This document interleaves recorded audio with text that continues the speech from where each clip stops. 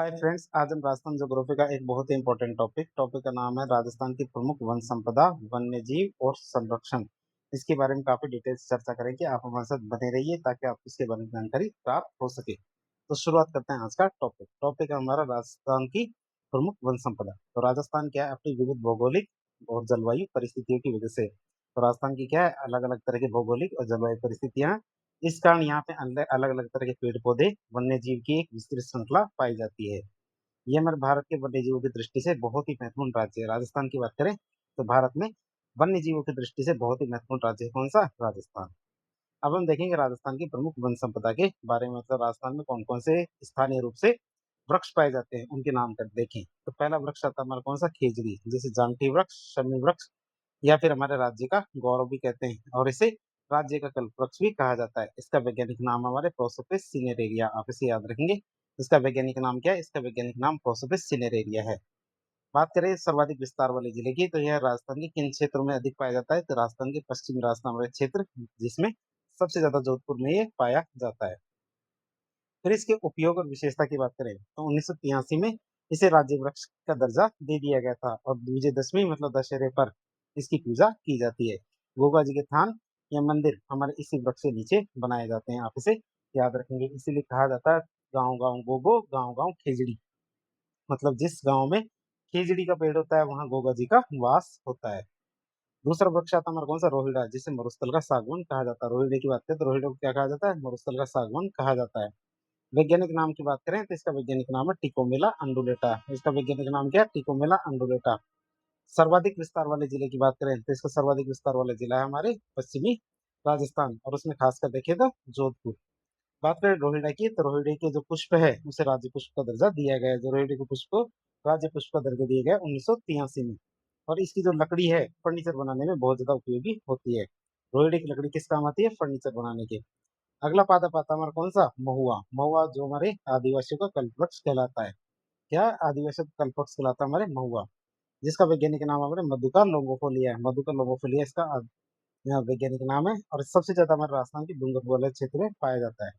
और महुआ के जो फूल होते हैं, तो महुआ के फूलों से हमारे आदिवासी लोग शराब बनाते हैं, और इसके छाल का उपयोग किसमें करते हैं? औषधि बनाने में करते हैं। तो महुआ है, तो महुआ की छाल का उपयोग किसमें किया जाता है? औषधि बनाने में किया जाता है। अगला पादप आता है हमारा पलाश, ढाक या खाकरा। या पलाश, ढाक या खाकरा की बात करें तो इसके जो पुष्प होते हैं जब ये खिल जाते हैं, जब इसके पुष्प खिल जाते हैं तो ऐसा लगता है कि पेड़ में आग लगी हुई है। इसीलिए जैसे दूर से देखने पर ऐसा लगता है कि इनके जो पेड़ होते हैं कि जैसे जंगल में आग लगी हुई हो, तो इसे जंगल की ज्वाला अर्थात फ्लेम ऑफ द फॉरेस्ट भी कहा जाता है। इसका वैज्ञानिक नाम हमारे ब्यूटिया मोनोस्पर्मा है, और ये हमारे किन क्षेत्रों में पाया जाता है? ये हमारे अरावली क्षेत्र में, खासकर देखें तो राजसमंद, अजमेर, अलवर इन क्षेत्रों में बहुत अधिक पाया जाता है। इसकी फूलों से क्या प्राकृतिक रंग बनाया जाता है? इसके फूलों से क्या बनाया जाता है? प्राकृतिक रंग बनाया जाता है। अगला पादप आता है अम्बरतरी। अम्बरतरी मतलब डिकिलपटेरा आबुएंसिस। कौन सा पादप है? डिकिलपटेरा आबुएंसिस। बात करें कहाँ पाया जाता है? ये केवल और केवल पूरी दुनिया में माउंट आबू वाले क्षेत्र में ही पाया जाता है। तो ये हमारे क्या एक दुर्लभ औषधीय पादप है जो विश्व में केवल माउंट आबू में ही पाया जाता है। अगला पादप आता है हमारा कौन सा? खैर। खैर की बात करें तो हमारे उदयपुर और चित्तौड़गढ़ में पाया जाता है। ये वाला पादप हमारे कहाँ पाया जाता है? उदयपुर और चित्तौड़गढ़ में पाया जाता है। और महाराष्ट्र से आई हुई एक जनजाति जिसका नाम है कथोड़ी जनजाति, उसके द्वारा इस वृक्ष की छाल से कत्था तैयार किया जाता है। क्या किया जाता है? कत्था तैयार किया जाता है इस वृक्ष की छाल से, आप इसे याद रखेंगे।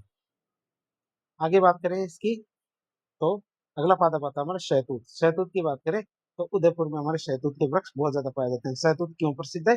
क्योंकि इस वृक्ष की पत्तियों पर रेशम कीट पालन मतलब सेरिकल्चर किया जाता है, जिससे हमारे क्या जिस कीड़े से हमारे क्या रेशम का उत्पादन होता है। अगला पादप आता है तेंदू का पत्ता। तेंदू की बात करें तो तेंदू के फल को टिमरू कहा जाता है, आप इसे याद रखेंगे। तेंदू के फल को क्या कहा जाता है? टिमरू कहा जाता है। और ये हमारे किन क्षेत्रों में उगाया जाता है?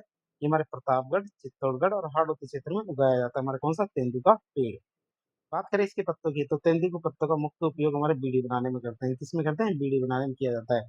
और 1974 में तेंदू वृक्ष का राष्ट्रीयकरण कर दिया गया था। क्या? तेंदू वृक्ष का राष्ट्रीयकरण कर दिया गया था कब? 1974 में, आप इसे याद रखेंगे। अगला पेड़ आता है हमारे कौन सा? जामुन। जामुन की बात करें तो माउंट आबू, सिरोही, अजमेर। माउंट आबू, सिरोही, अजमेर में जामुन का वृक्ष उगते हैं। बात करें जामुन क्यों उपयोगी है, तो जामुन से हमारे क्या मधुमेह मतलब डायबिटीज के रोगी के लिए ये बहुत ज्यादा उपयोगी है। कौन सा? जामुन का पेड़। अगला पेड़ आता है हमारा कौन सा, सागवान। सागवान का वैज्ञानिक नाम टेक्टोना ग्रैंडिस है। आप इसे याद रखेंगे, सागवान का वैज्ञानिक नाम क्या है, हमारा टेक्टोना ग्रैंडिस। बात करें तो ये किन क्षेत्रों में सबसे ज्यादा उगाया जाता है, तो ये हमारे बांसवाड़ा में उगाया जाता है सागवान। और इसकी लकड़ी का उपयोग किसमें करते हैं, हमारे फर्नीचर बनाने में करते हैं। सागवान की लकड़ी कहाँ का ज्यादा काम आती है, फर्नीचर बनाने में बहुत ज्यादा काम आती है। अगला पौधा पाता हमारा कौन सा, साल, जिसे सालर भी कहते हैं। तो ये हमारे अरावली क्षेत्र, खासकर देखे तो अलवर, अजमेर, राजसमंद, सिरोही, इन क्षेत्रों में हमारे साल के पेड़ पाए जाते हैं, साल के जंगल पाए जाते हैं। बात करें इन वनों का विस्तार मुख्यतः हमारे 450 मीटर से अधिक ऊंचाई वाले जो क्षेत्र है वहां होता है।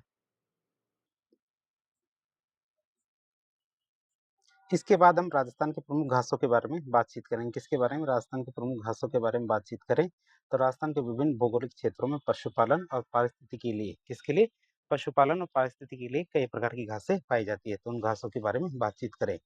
तो घासों के नाम की बात करें तो पहली घास आता है हमारी कौन सी, सेवन घास। पहली घास का नाम है हमारे सेवन घास, जिसकी बात करें जिसका वैज्ञानिक नाम हमारा लेसियूरस सिंडिकस है।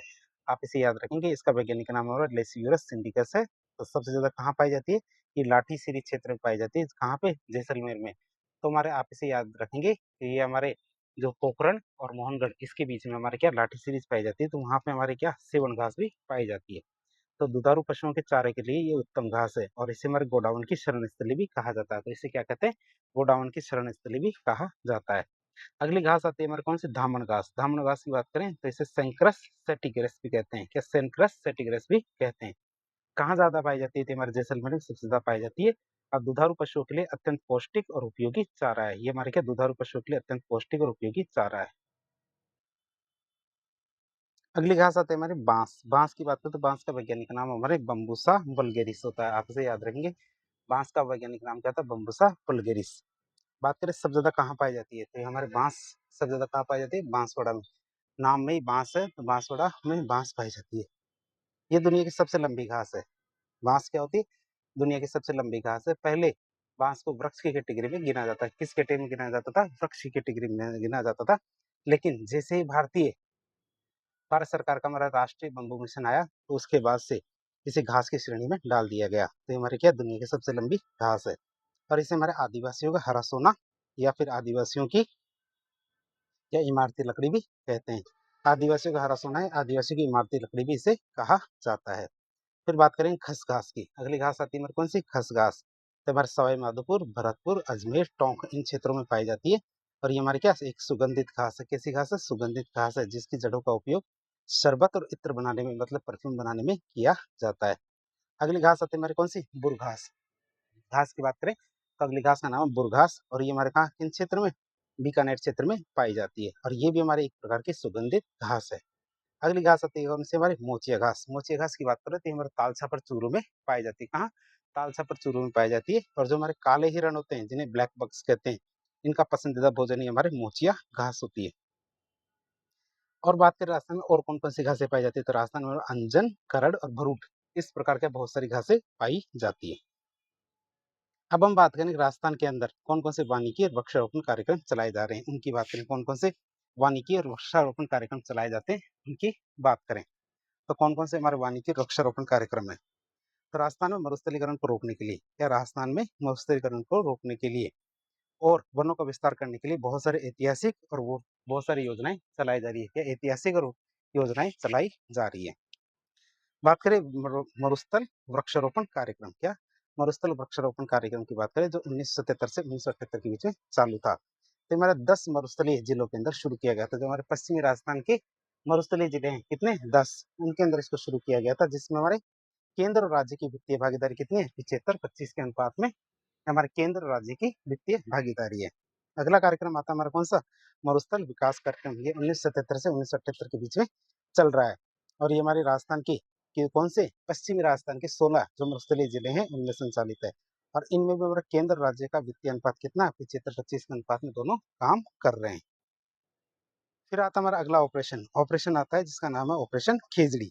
या ऑपरेशन कहो या मिशन कहो, तो ऑपरेशन खिचड़ी की बात करें जो हमारे 1991 से चालू है। जिसका मुख्य उद्देश्य क्या है, हमारे पश्चिमी राजस्थान में मरुस्थलीकरण के प्रसार को रोकना इसका मुख्य उद्देश्य है। फिर एक योजना चलती है, योजना का नाम है अरावली वृक्षारोपण योजना। कौन सी, अरावली वृक्षारोपण योजना। यही योजना हमारी क्या, जापान की एक संस्था है, संस्था का नाम OECF, इसके सहयोग से, किसके सहयोग से, ओईसीएफ के सहयोग से राज्य के 10 जिले, और वो भी कौन कौन से, सारे के सारे अरावली वाले जिले हैं। तो कौन कौन से, अलवर, जयपुर, सीकर, झुंझुनू, नागौर, पाली, सिरोही, उदयपुर, चित्तौड़गढ़, बांसवाड़ा, इन जिलों के अंदर चलाई जा रही है हमारी कौन सी, अरावली वृक्षारोपण योजना। कब से कब तक, 1992 से 2000 के बीच में ये योजना चलाई जा रही है। अगली योजना आती है हमारी जनता वन योजना। कौन सी, जनता वन योजना की बात करें तो जन सहयोग के माध्यम से, किसके माध्यम से, जन सहयोग के माध्यम से वन संरक्षण, प्रबंधन और बंजर भूमि विकास, क्या, वन संरक्षण, प्रबंधन और बंजर भूमि विकास के लिए राज्य वन विभाग की पंचवर्षीय योजना कौन सी, हमारी जनता वन योजना। जनता वन योजना क्या है, एक पंचवर्षीय योजना है। फिर हरित राजस्थान कार्यक्रम की बात करें जो 2009 से 2014 के बीच में चालू है। हरित राजस्थान कार्यक्रम की बात करें तो बड़े पैमाने पर वृक्षारोपण की एक पंचवर्षीय योजना है। ये हमारी क्या है, बड़े पैमाने पर वृक्षारोपण की एक पंचवर्षीय योजना है। फिर बात करेंगे, हमारा एक कार्यक्रम चल रहा है, कार्यक्रम की बात करें कौन सा कार्यक्रम है, राज्य वानिकी एवं जैव विविधता कार्यक्रम। कार्यक्रम का नाम क्या है, राज्य वानिकी और जैव विविधता कार्यक्रम की बात करें तो ये हमारे 3 चरणों में चल रहा है। कितने, 3 चरणों में चल रहा है।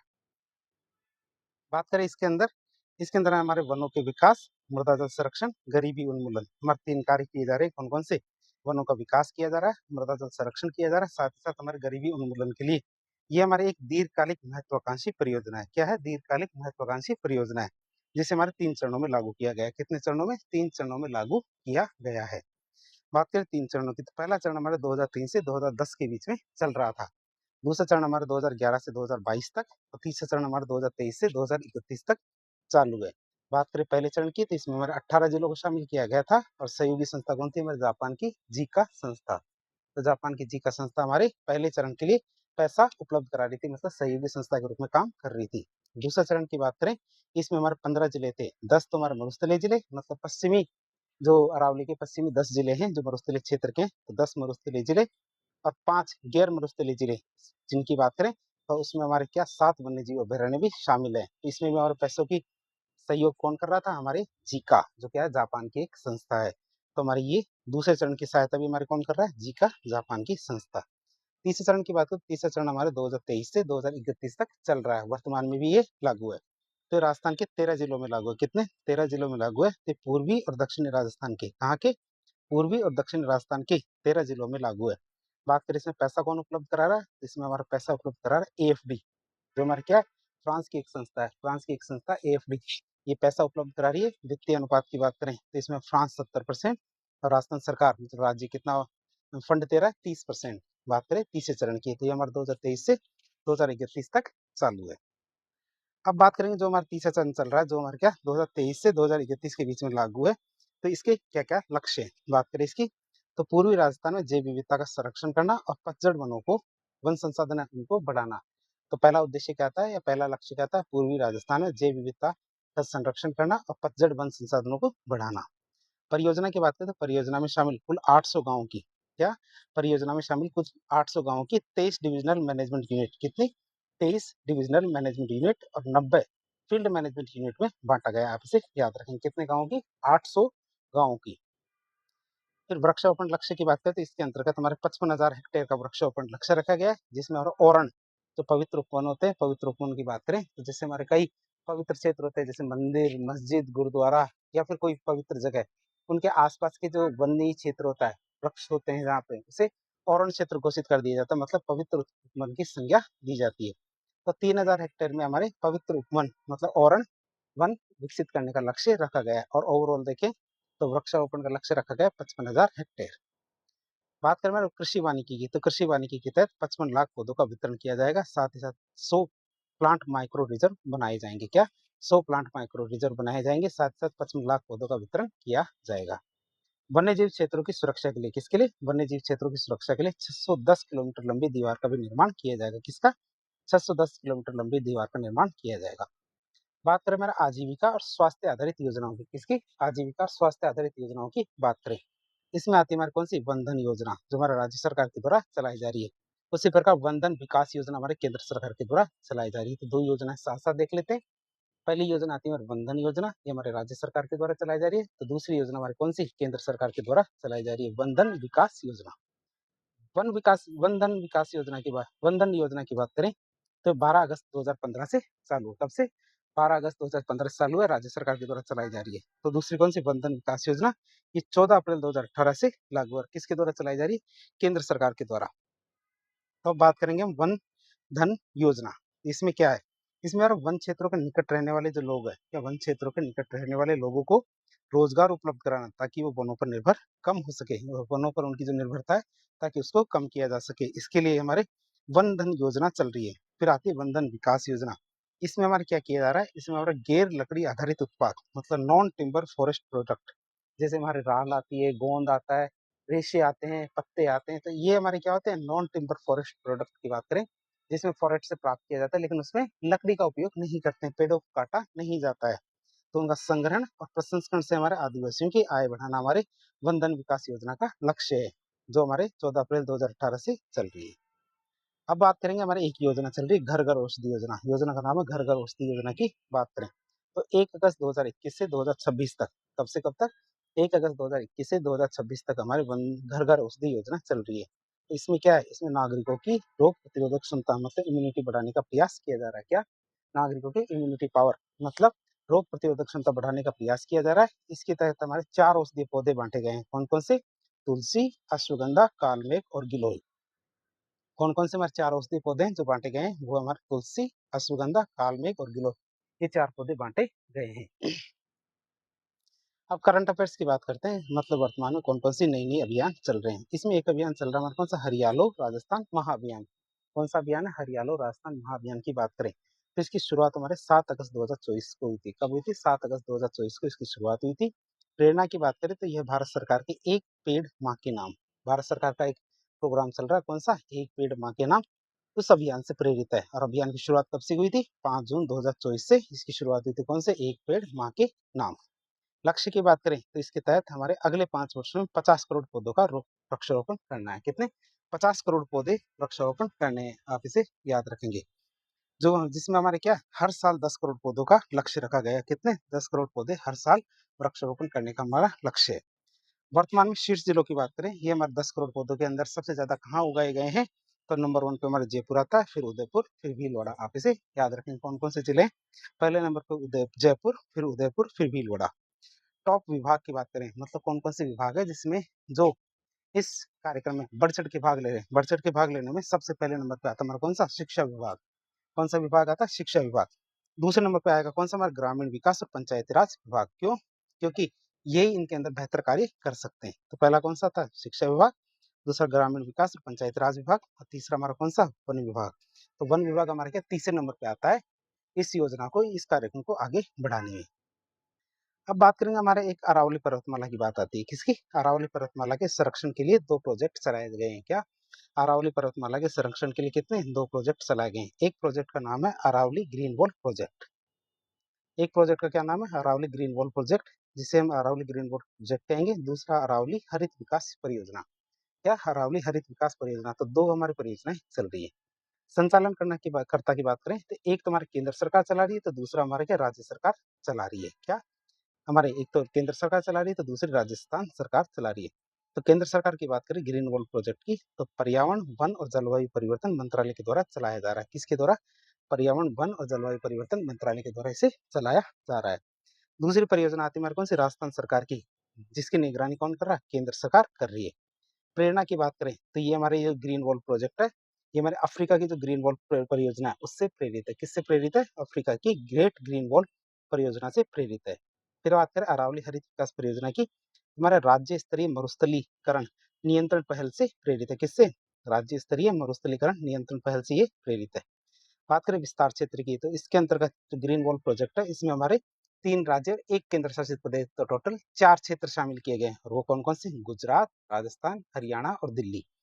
तो हमारा पोरबंदर गुजरात से शुरू है, पानीपत हरियाणा तक चालू है, जिसमें हमारे कुल 21 जिले शामिल है। किसमें? हमारे जो ग्रीन वॉल प्रोजेक्ट है अरावली का, तो उसमें हमारे कितने? टोटल 21 जिले शामिल है।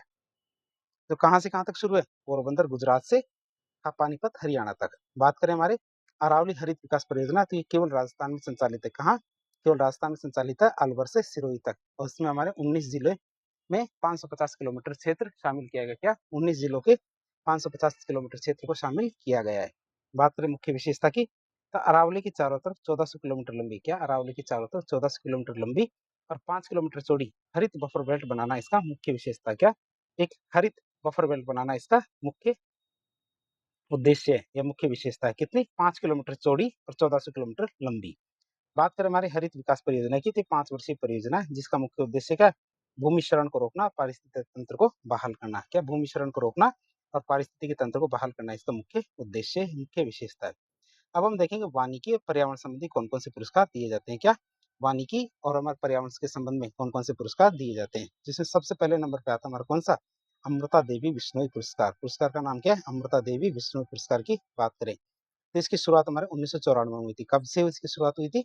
1994 में इसकी शुरुआत हुई थी और जिसे राष्ट्रीय स्तर पर 2001 में शुरू किया गया था। तो राज्य स्तर पे तो हमारे 1994 में शुरू हुआ था, तो राष्ट्रीय स्तर की बात करें, राष्ट्रीय स्तर में हमारे 2001 में से शुरू किया गया था। उद्देश्य की बात करें तो वृक्षारोपण, वन संरक्षण, वन्य जीव संरक्षण, इनको बढ़ावा देना इसका मुख्य उद्देश्य है। क्या? वृक्षारोपण, वन संरक्षण और वन्य जीव संरक्षण को इसको बढ़ावा देना इसका मुख्य उद्देश्य है। बात करें अमृता देवी विष्णु पुरस्कार की, तो हमारी इसमें कौन कौन सी श्रेणियां बनाई गई है और उसमें पुरस्कार की राशि क्या है? तो इसमें हमारे 3 श्रेणियां बनाई गई। एक तुम्हारी व्यक्तिगत श्रेणी, एक व्यक्तिगत वन्यजीव संरक्षण श्रेणी और तीसरी संस्थागत वन सुरक्षा प्रबंधन। इसमें 3 श्रेणियां कौन सी? एक तुम्हारा व्यक्तिगत वन संरक्षण, इसमें वन शब्द है। दूसरा व्यक्तिगत वन्यजीव संरक्षण, तो दूसरे में वन्यजीव है। तीसरा का संस्थागत है, आप इसे याद रखेंगे। तो 2 तो हमारे व्यक्तिगत श्रेणियां है और एक हमारी क्या? संस्थागत श्रेणी। व्यक्तिगत श्रेणी की बात करते हैं, इसमें हमारे दोनों में 50-50 हजार रुपए दिए जाते हैं हमारे पुरस्कार राशि के रूप में। और संस्थागत की बात करते हैं, इसमें हमारे 1 लाख रुपए की राशि दी जाती है। कितनी? 1 लाख रुपए की राशि दी जाती है। अब हम देखेंगे कि ये पुरस्कार किन किन को मिल चुका है। पुरस्कार प्राप्तकर्ता की बात करें तो ओम सिंह राजावत को 2004 में, नारायण लाल कुमावत को 2019 में, श्याम सुंदर पालीवाल को 2020 में, अभिलाषा बच्चू सिंह वर्मा को 2021 में, पवन कुमार जैन को 2022 में, मुरारीदान बारहट और अजीत सिंह को 2025 में ये वाला व्यक्तिगत वन संरक्षण पुरस्कार मिल चुका है। बात करें व्यक्तिगत वन्य जीव संरक्षण पुरस्कार की, तो सतनाम सिंह 2019 में, गजेंद्र सिंह माझी 2020 में, पदम सिंह राठौर 2021 में, मोहित शर्मा और दिव्या शर्मा 2022 में, डॉक्टर गौरीशंकर शर्मा और हमारे गोविंद भारद्वाज इनको 2025 में पुरस्कार मिल चुका। कौन सा? व्यक्तिगत वन्य जीव संरक्षण का पुरस्कार। फिर बात करें संस्थागत पुरस्कार की, जिसमें हमारे 1 लाख रुपए की राशि दी जाती है। इसमें हमारे सबसे पहले नंबर पे आते हैं कौन? वंडर सीमेंट कंपनी और आर के नगर चित्तौड़गढ़। जो वंडर सीमेंट कंपनी कहाँ की? आर के नगर चित्तौड़गढ़ की। दूसरा आता हमारा कौन सा? मानव सेवा संस्थान हनुमानगढ़। तो दोनों को 2018 में पुरस्कार मिला है 1 लाख रुपए की राशि। वन सुरक्षा प्रबंधन समिति पाटिया उदयपुर, उनको मिली है 2018 में। वन सुरक्षा प्रबंधन समिति जो हमारी कौन सी? सती की चोरी उदयपुर, इनको दिया गया 2020 में। और उपकार संस्थान अलवर, इनको दिया गया था 2024 में। आप इसे याद रखेंगे। तो तीनों पुरस्कार हमने देख लिए। अब अन्य पुरस्कारों की बात करें, कौन कौन से अन्य पुरस्कार दिए जाते हैं। इसमें आता सबसे पहले नंबर पे इंदिरा प्रियदर्शनी वृक्ष मित्र पुरस्कार। कौन सा? इंदिरा प्रियदर्शनी वृक्ष मित्र पुरस्कार की बात करें तो इसकी शुरुआत हमारे 1986 में हुई थी, जिसमें हमारे 2.5 लाख रुपए दिए जाते हैं। कितने? 2.5 लाख रुपए का सम्मान दिया जाता है। तो हमारे भारत सरकार के पर्यावरण और वन मंत्रालय के द्वारा वनीकरण और बंजर भूमि विकास के लिए दिया जाता है। कितना? 2.5 लाख रुपए की पुरस्कार राशि दी जाती है। फिर आती है राजीव गांधी पर्यावरण संरक्षण पुरस्कार। क्या? राजीव गांधी पर्यावरण संरक्षण पुरस्कार की बात करें, इसकी शुरुआत हमारे 5 जून 2012 से हुई थी, जिसमें हमारे 2 लाख से 5 लाख तक और एक रजत कमल दिया जाता है। तो राशि की बात करें तो 2 लाख से 5 लाख तक की राशि दी जाती है, साथ ही साथ रजत कमल भी दिया जाता है। विवरण की बात करें तो राजीव गांधी पर्यावरण संरक्षण पुरस्कार 3 स्तरों पर दिया जाता है। कितने? 3 स्तरों पे दिया जाता है। व्यक्तिगत स्तर पे देखें तो 2 लाख रुपए की राशि दी जाती है। नगरीय स्तर निकाय के स्तर पे देखें तो 3 लाख रुपए और जो संस्थागत स्तर है उस पे देखें तो 5 लाख रुपए की राशि दी जाती है। आप इसे याद रखेंगे। तो 3 स्तर कौन कौन से? एक तो व्यक्तिगत स्तर पे 2 लाख रुपए, नगरीय निकाय के स्तर पे देखें तो 3 लाख रुपए और संस्थागत स्तर पे देखें तो 5 लाख रुपए की राशि दी जाती है। फिर बात करें हमारे कैलाश सांखला वन्यजीव संरक्षण पुरस्कार। क्या? कैलाश सांखला वन्यजीव संरक्षण पुरस्कार की बात करें तो 2010 में इसकी शुरुआत की गई थी। राशि की बात करें, सम्मान राशि की, तो 50,000 रुपए की इसमें सम्मान राशि दी जाती है। विवरण की बात करें तो वन्य जीवों की सुरक्षा के लिए ये राशि दी जाती है। अगला पुरस्कार आता है हमारा कौन सा? वनपाल पुरस्कार। क्या? वनपाल पुरस्कार की बात करें तो सरकारी विभाग में काम करने वाले या सरकारी विभाग में काम करने वाले वन रक्षक और वन विभाग के कर्मचारी को पुरस्कार दिया जाता है। कौन सा? वनपाल पुरस्कार। तो हमने सारे के सारे पुरस्कार देख लिए। अब देखेंगे वनस्पति और वन्यजीव संरक्षण से संबंधित कौन कौन से अधिनियम चालू है। तो अधिनियमों की बात करें तो पहला अधिनियम आता है वन्यजीव संरक्षण अधिनियम। कौन सा अधिनियम है? वन्यजीव संरक्षण अधिनियम की बात करें जो 1972 से चालू है। इसमें 2022 में संशोधन किया था और जिसे 1 अप्रैल 2023 से फिर से लागू किया गया है, वन्यजीव संरक्षण अधिनियम। दूसरा परियोजना आती है कौन सी? Project tiger. कौन सा प्रोजेक्ट आता, प्रोजेक्ट टाइगर, जो 1973 में चालू किया गया था। अगला हमारा परियोजना आती है मगरमच्छ संरक्षण परियोजना। ये हमारे 1975 से चालू है। फिर आता हमारा वन संरक्षण अधिनियम, ये 1980 से चालू किया गया था, जिसमें 1988 में संशोधन किया गया था। कब? 1988 में, जिसमें संशोधन किया गया था। फिर आता पर्यावरण संरक्षण अधिनियम, 1986 में शुरू किया गया था। हाथी संरक्षण अधिनियम 1992 में शुरू किया गया था। आप इसे याद रखेंगे कि मगरमच्छ पहले आ जाता है और हाथी बाद में आता है। फिर जैव विविधता संरक्षण अधिनियम 2002 में शुरू किया गया था, जिसके नियम 2010 में बने थे। आप इसे याद रखेंगे कि अधिनियम तो 2002 में बना था और जिसके नियम कब बने? 2010 में नियम बने थे। अब हम बात करेंगे महत्वपूर्ण नोट। नोट की बात करें कौन सा? गांगे डॉल्फिन का। तो गांगे डॉल्फिन को हमारे 2010 में राष्ट्रीय जलीय जीव का दर्जा दिया गया था। कब? 2010 में। तो हमारे जो चंबल नदी है, तो चंबल नदी में हमारे गांगे डॉल्फिन है, ये पाई जाती है। अब देखेंगे प्रमुख जो पर्यावरण दिवस और नवीनतम थीमों की बात करेंगे। तो पर्यावरण दिवस की बात करें तो एक आता हमारा कौन सा? 14 से 31 जनवरी, ये हमारा जीव जंतु पखवाड़ा कहलाता है। 14 से 31 जनवरी का हमारा क्या? जीव जंतु पखवाड़ा कहलाता है। 2 फरवरी की बात करें तो 2 फरवरी को हम रामसर या विश्व आर्द्रभूमि दिवस के रूप में मनाते हैं। रामसर या फिर हमारे विश्व आर्द्रभूमि दिवस के रूप में मनाते हैं 2 फरवरी को। तो आर्द्रभूमि और पारंपरिक ज्ञान इसका नवीनतम थीम है। तो आर्द्रभूमि और पारंपरिक ज्ञान सांस्कृतिक विरासत का उत्सव 2026। फिर बात करें 2026 के थीम है ये। फिर बात करें 21 मार्च विश्व वानिकी दिवस की, तो वन और अर्थव्यवस्थाएं, फॉरेस्ट और इकोनॉमिक्स 2026 की इसकी थीम है। फिर 22 मार्च की बात करें तो विश्व जल दिवस, जल और लिंग, वाटर एंड जेंडर, ये 2026 की इसकी थीम है। बात करें 22 अप्रैल की, तो 22 अप्रैल को हमारा पृथ्वी दिवस मनाया जाता है, जिसमें हमारी शक्ति हमारा ग्रह, आवर पावर आवर प्लेनेट, ये हमारा 2026 की थीम है। अगला हमारा आता है 22 मई को। 22 मई को आता है हमारा जैव विविधता दिवस। क्या आता है? जैव विविधता दिवस की बात करें तो harmony with nature and sustainable development 2025 इसकी प्रमुख थीम है। फिर 5 जून की बात करें तो विश्व पर्यावरण दिवस मतलब कॉम्बेटिंग प्लास्टिक पॉल्यूशन, ये 2025 की इसकी थीम है। 1 जुलाई को मनाया जाता है हमारे वन महोत्सव। क्या 1 जुलाई को क्या मनाया जाता है? वन महोत्सव मनाया जाता है। 1 से 7 जुलाई की बात करें तो वन सप्ताह मनाया जाता है। क्या? 1 से 7 जुलाई को हमारे वन सप्ताह मनाया जाता है। 16 सितंबर की बात करें तो ओजोन संरक्षण दिवस मनाया जाता है। कब? 16 सितंबर को, जिसकी थीम क्या है? From science to global action. From science to global action इसकी थीम है 2026 की। 1 से 7 अक्टूबर की बात करें तो वन्य जीव सप्ताह मनाया जाता है 1 से 7 अक्टूबर। राजस्थान के संबंध में एक विशेष नोट देखें तो पूरे भारत में जहां वन महोत्सव 1 जुलाई को शुरू होता है। कब? 1 जुलाई को शुरू होता है पूरे भारत में, वहीं राजस्थान में राज्य वन महोत्सव 12 सितंबर को मनाया जाता है। आप इसे याद रखेंगे। अब वनों के संबंध में कौन-कौन से संस्थान काम करते हैं उनकी बात करें। तो संस्थानों की बात करें वनों के संबंध में तो 2 संस्थान प्रमुख रूप से काम करते हैं। 3 है। पहला तो हमारा काजरी है, दूसरा आफरी और तीसरा राजस्थान राज्य जैव विविधता बोर्ड। तो पहला कौन सा आता है हमारा? काजरी। काजरी का पूरा नाम हमारा central arid zone research institute. क्या है हमारा? Central arid zone research institute, जिसकी स्थापना 1959 में की गई थी जोधपुर में। कहाँ की गई थी? जोधपुर में 1959 में इसकी स्थापना की गई थी। बात करें इसके उपकेंद्रों की तो इसके 5 उपकेंद्र कितने? 5 उपकेंद्र है। कौन कौन से? बीकानेर, जैसलमेर, पाली, भुज। और भुज की बात करते हैं गुजरात, जो कच्छ का गुजरात है वहां का, और लेह लद्दाख, ये हमारे क्या इसके 5 उपकेंद्र है। बात करें आफरी की तो आफरी हमारे, आफरी का पूरा नाम हमारे एरिड फॉरेस्ट रिसर्च इंस्टीट्यूट है। क्या? एरिड फॉरेस्ट रिसर्च इंस्टीट्यूट इसका पूरा नाम है, जिसकी स्थापना हमारे 1987 में की गई थी जोधपुर में। फिर राजस्थान राज्य जैव विविधता बोर्ड की बात करें तो इसका गठन हमारे 14 सितंबर 2010 को जयपुर में किया गया था। कब? 14 सितंबर 2010 को जयपुर में इसकी स्थापना की गई थी, राजस्थान राज्य जैव विविधता बोर्ड की। अब बात करेंगे हमारे राजस्थान के प्रमुख पार्क की। किसकी बात करेंगे? प्रमुख पार्कों की बात करें। अरे पार्क कौन से? हमारे बायोलॉजिकल और थीम पार्क। कौन से? बायोलॉजिकल और थीम पार्कों की बात करें तो सबसे पहले आते हैं हमारे बायोलॉजिकल पार्क, जिन्हें हम जैविक उद्यान भी कहते हैं। तो हमारे सज्जनगढ़ उदयपुर में है, जिसकी स्थापना हमारे अप्रैल 2015 में की गई थी। माचे सफारी जोधपुर का, जिसकी स्थापना हमारे जनवरी 2016 में। नाहरगढ़ जयपुर की जून 2016 में। अभेड़ा नानता कोटा, इसकी स्थापना हमारे जनवरी 2021 में की गई थी। बात करें मरुधरा, जो बीकानेर के बिछवाल में है, इसका निर्माण अभी किया जा रहा है। अभी तो निर्माण इसका नहीं हुआ है, आप इसे याद रखेंगे। इसका निर्माण अभी तक नहीं हुआ है। कहाँ का? मरुधरा का बिछवाल वाला है जो बायोलॉजिकल पार्क, उसका निर्माण अभी नहीं हुआ है। फिर बात करें प्रमुख थीम पार्कों की। थीम पार्कों की बात करें तो थीम पार्क कौन कौन से कहाँ है? एक आता हमारा प्रकृति पार्क। प्रकृति पार्क हमारा चूरू लक्ष्मणगढ़ में। क्या? चूरू और लक्ष्मणगढ़ सीकर में। सीकर के लक्ष्मणगढ़ में और चूरू में हमारे क्या थीम पार्क है? कौन सा? प्रकृति पार्क। बात करें हमारे कैक्टस गार्डन, ये हमारे क्या कुलधरा जैसलमेर में। कैक्टस गार्डन कहाँ पे है? कुलधरा जैसलमेर में।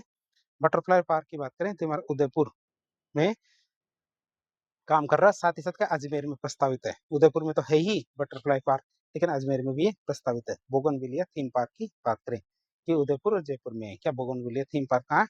हमारे उदयपुर और जयपुर में है। बात करें जैव विविधता पार्क, तो जैव विविधता पार्क हमारे गमधर उदयपुर में है। कहाँ? गमधर उदयपुर में हमारे जैव विविधता पार्क है। नमो जैव विविधता पार्क की बात करते हैं अलवर बांध के पास हमारे नमो जैव विविधता पार्क है। तो किशन बाग की बात करें, किसकी? किशन बाग जयपुर के धोरे। क्या? किशन बाग जिसे जयपुर के धोरे कहते हैं, ये हमारे कहाँ? जयपुर में है। कहाँ? जयपुर में है। सिटी पार्क या फिर और हमारे देखें फाउंटेन पार्क। सिटी पार्क और फाउंटेन पार्क हमारे मानसरोवर जयपुर में है। संविधान पार्क की बात करें तो ये भी हमारे जयपुर में है। ऑक्सीजन पार्क की बात करें तो ये भी हमारे कहाँ? कोटा में है। तो हमारे बहुत सारे थीम पार्कों के बारे में हमने देख लिया वो कहाँ है। कुछ खास स्थानों की बात करें, खास स्थानों की बात करें तो जैसे मंकी वैली है, ये हमारे किसे कहते हैं? गलता जी को, जो कहाँ है? जयपुर में। बटरफ्लाई वैली की बात करें तो हमारे पुलिस स्मृति वन, जयपुर के अंदर क्या है? पुलिस स्मृति वन है। यहाँ हमारे क्या है? बटरफ्लाई वैली है। अब राजस्थान बजट 2026-27 की बात करें तो 2026-27 में वानिकी की कुछ लक्ष्य रखे गए हैं, जिसमें हमारा एक अभियान चल रहा है। कौन सा? हरियाली हरियालो राजस्थान महाअभियान। कौन सा है? हरियालो राजस्थान महाअभियान की बात करें तो 2026-27 के लिए 10 करोड़ वृक्षारोपण का लक्ष्य रखा गया। हमें ये पता है। तो हरियालो राजस्थान महाअभियान है, इसके तहत हर साल 10 करोड़ पौधे उगाए जाएंगे और टोटल कितने? 50 करोड़ पौधों का लक्ष्य रखा गया है। तो वानिकी कार्यक्रम की बात करें, इसमें नमो नर्सरी और नमो वन इनकी स्थापना भी की जाएगी। किसकी? नमो नर्सरी और नमो वन की स्थापना की जाएगी। नमो नर्सरी तो प्रत्येक जिला मुख्यालय पे और नमो वन प्रत्येक जिला पंचायत समिति और ब्लॉक स्तर पर बनाए जाएंगे। तो आप इसे याद रखेंगे, नमो नर्सरी तो प्रत्येक जिला मुख्यालय पे और नमो वन कहाँ? प्रत्येक पंचायत समिति या फिर ब्लॉक स्तर पे बनाए जाएंगे। फिर बात करें मॉडल उद्यान की, जिसे ऑक्सीजोन्स कहते हैं, तो राज्य के 16 जिलों में कितने? राज्य के 16 जिलों में विकसित किए जाएंगे क्या? ऑक्सीजोन्स, जिन्हें मॉडल उद्यान भी कहते हैं, जिसके लिए हमारे 32 करोड़ का बजट प्रस्तावित किया गया। कितने? 32 करोड़ का बजट प्रस्तावित किया गया हमारे ऑक्सीजोन्स या मॉडल उद्यान के लिए। फिर हम बात करें कुंभा बायोलॉजिकल पार्क की। किसकी? कुंभा बायोलॉजिकल पार्क की बात करें तो चित्तौड़गढ़ में प्रस्तावित है, जिसके लिए बजट 31 करोड़ का प्रस्तावित किया गया। कितना? 31 करोड़ का बजट निर्धारित किया गया है। किसके लिए? कुंभा बायोलॉजिकल पार्क के लिए। फिर आते हैं हमारा लैंड बैंक, जिसे भूमि बैंक भी कहते हैं। लैंड बैंक या भूमि बैंक की बात करें तो वन भूमि की क्षतिपूर्ति के लिए, क्या वन भूमि की क्षतिपूर्ति के लिए 1000 हेक्टेयर गैर वन भूमि पर वृक्षारोपण किया जाएगा। क्या? 1000 हेक्टेयर गैर वन भूमि पर वृक्षारोपण का कार्यक्रम किया जाएगा, जिसे हम क्या कहते हैं? लैंड बैंक कहेंगे। फिर प्रस्तावित नए पार्कों की बात करें, जिसमें हमारे इको पार्क आता है। कौन सा पार्क? इको पार्क आता है। ये हमारे कहाँ बनेगा? बनेड़ा शाहपुरा भीलवाड़ा में। तो बनेड़ा शाहपुरा भीलवाड़ा में हमारे इको पार्क बनाया जाएगा। फिर नेचर पार्क की बात करें तो टोडा रायसिंह नगर, जो हमारे टोंक में है, यहाँ पर हमारा नेचर पार्क बनाया जाएगा। पर्यावरण प्रयोगशाला की बात करें, किसकी? पर्यावरण प्रयोगशाला की बात करें तो पर्यावरण संरक्षण प्रदूषण नियंत्रण में, किसके लिए? पर्यावरण संरक्षण और प्रदूषण नियंत्रण में रिसर्च और डेवलपमेंट के लिए। क्या? रिसर्च एंड डेवलपमेंट के लिए जयपुर में स्टेट ऑफ द आर्ट प्रयोगशाला की स्थापना की जाएगी। किसकी? स्टेट ऑफ द आर्ट प्रयोगशाला की स्थापना की जाएगी। फिर अक्षय ऊर्जा की नीति की बात करें तो विकास और पर्यावरण में संतुलन बनाने के लिए, क्या? विकास और पर्यावरण में संतुलन बनाने के लिए अक्षय ऊर्जा परियोजनाओं के लिए आवंटित भूमि का 10% भाग वृक्षारोपण के लिए आरक्षित किया रखा जाएगा। अब हम बात करेंगे आगे। आगे आता हमारा कौन सा? वन्य जीव का संरक्षण। ये तो हमने क्या ओवरऑल जानकारी देख ली थी। अब वन्य जीवों के संरक्षण की बात करें, जिसे वाइल्ड लाइफ कंजर्वेशन कहेंगे। तो राजस्थान क्या वन्य जीवों की दृष्टि से भारत में बहुत ही महत्वपूर्ण राज्य माना जाता है। असम की बात देखें तो राजस्थान वन्य जीवों में दूसरा स्थान रखता है। आजादी से पहले राजस्थान को क्या कहते थे? तो राजस्थान को हमारे शिकारियों का स्वर्ग के रूप में जाना जाता था, कि यहाँ पे शिकारी शिकार करने के लिए आते थे। आजादी के बाद देखें तो पेड़ों की अनियंत्रित कटाई ने और अवैध शिकार की वजह से केंद्र और राज्य सरकार दोनों हमारे वन्य जीवों और उनके आवास के संरक्षण के लिए संयुक्त रूप से प्रयास कर रहे हैं।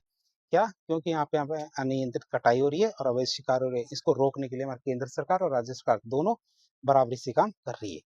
बात करें वन्य जीवों का संरक्षण दो प्रकार से किया जा सकता है। कितने प्रकार से? दो प्रकार से उनका संरक्षण किया जा सकता है। एक तो होता है स्वस्थानिक संरक्षण, जिसे इन सीटू कंजर्वेशन कहते हैं। तो दूसरा होता है बाह्य स्थानिक संरक्षण, जिसे एक्स सीटू कंजर्वेशन कहते हैं।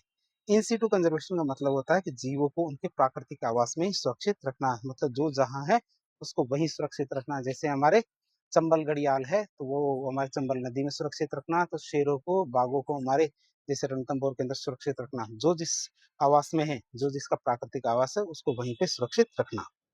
उदाहरण के लिए देखें, इसके लिए हम राष्ट्रीय उद्यान, वन्य जीव अभ्यारण्य, बाघ संरक्षण परियोजनाएं, रामसर साइट, कंजर्वेशन रिजर्व, आखेट निषेध क्षेत्र और जैव मंडल, ये चीजें बनाते हैं। उसी प्रकार देखें तो बाह्य स्थानीय संरक्षण की बात करें तो जीवों को उनके प्राकृतिक आवास से बाहर निकाल के, इसमें क्या किया जाता है, जीवों को उनके प्राकृतिक आवास से बाहर निकाल के संरक्षित किया जाता है।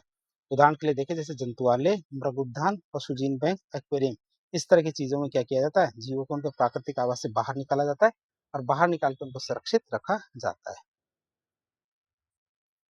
इसके बाद हम राष्ट्रीय पार्कों के बारे में बातचीत करेंगे। एक एक करके सभी चीजों के बारे में हम बातचीत करेंगे। सबसे पहले हम राष्ट्रीय पार्क के बारे में बातचीत करेंगे। तो 1936 में भारत का पहला राष्ट्रीय उद्यान, जिसे क्या कहते हैं, हेली नेशनल पार्क भी कहते हैं। क्या बोलते हैं, हेली नेशनल पार्क कहते हैं भारत के पहले राष्ट्रीय उद्यान को, जो कब बनाया गया था, 1936 में। जिसे अब किस नाम से जाना जाता है, जिम कॉर्बेट राष्ट्रीय उद्यान, इस नाम से जाना जाता है, जिम कॉर्बेट राष्ट्रीय उद्यान के रूप में जाना जाता है। राजस्थान में कुल 3 तो अधिसूचित राष्ट्रीय उद्यान है, जबकि 2 प्रस्तावित राष्ट्रीय उद्यान, आप इसे याद रखेंगे।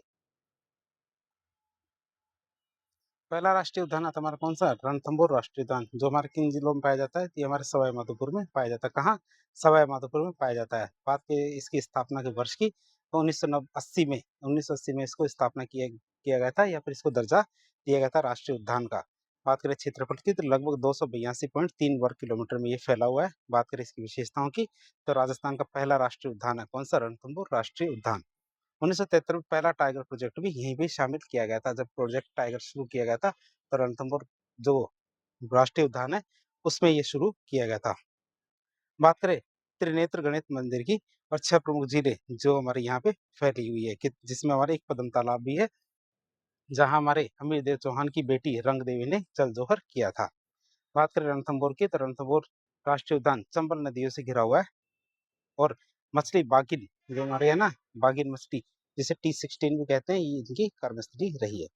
दूसरा हमारा राष्ट्रीय उद्यान आता है कौन सा, केवलादेव घना पक्षी विहार। केवलादेव घना पक्षी विहार की बात करें तो भरतपुर में है, और हमारे इसको अधिसूचित या फिर दर्जा कब दिया गया, 1981 में। कितना बड़ा है ये, 28.73 वर्ग किलोमीटर में फैला हुआ है। कितना, 28.73 वर्ग किलोमीटर में इसका क्षेत्रफल फैला हुआ है।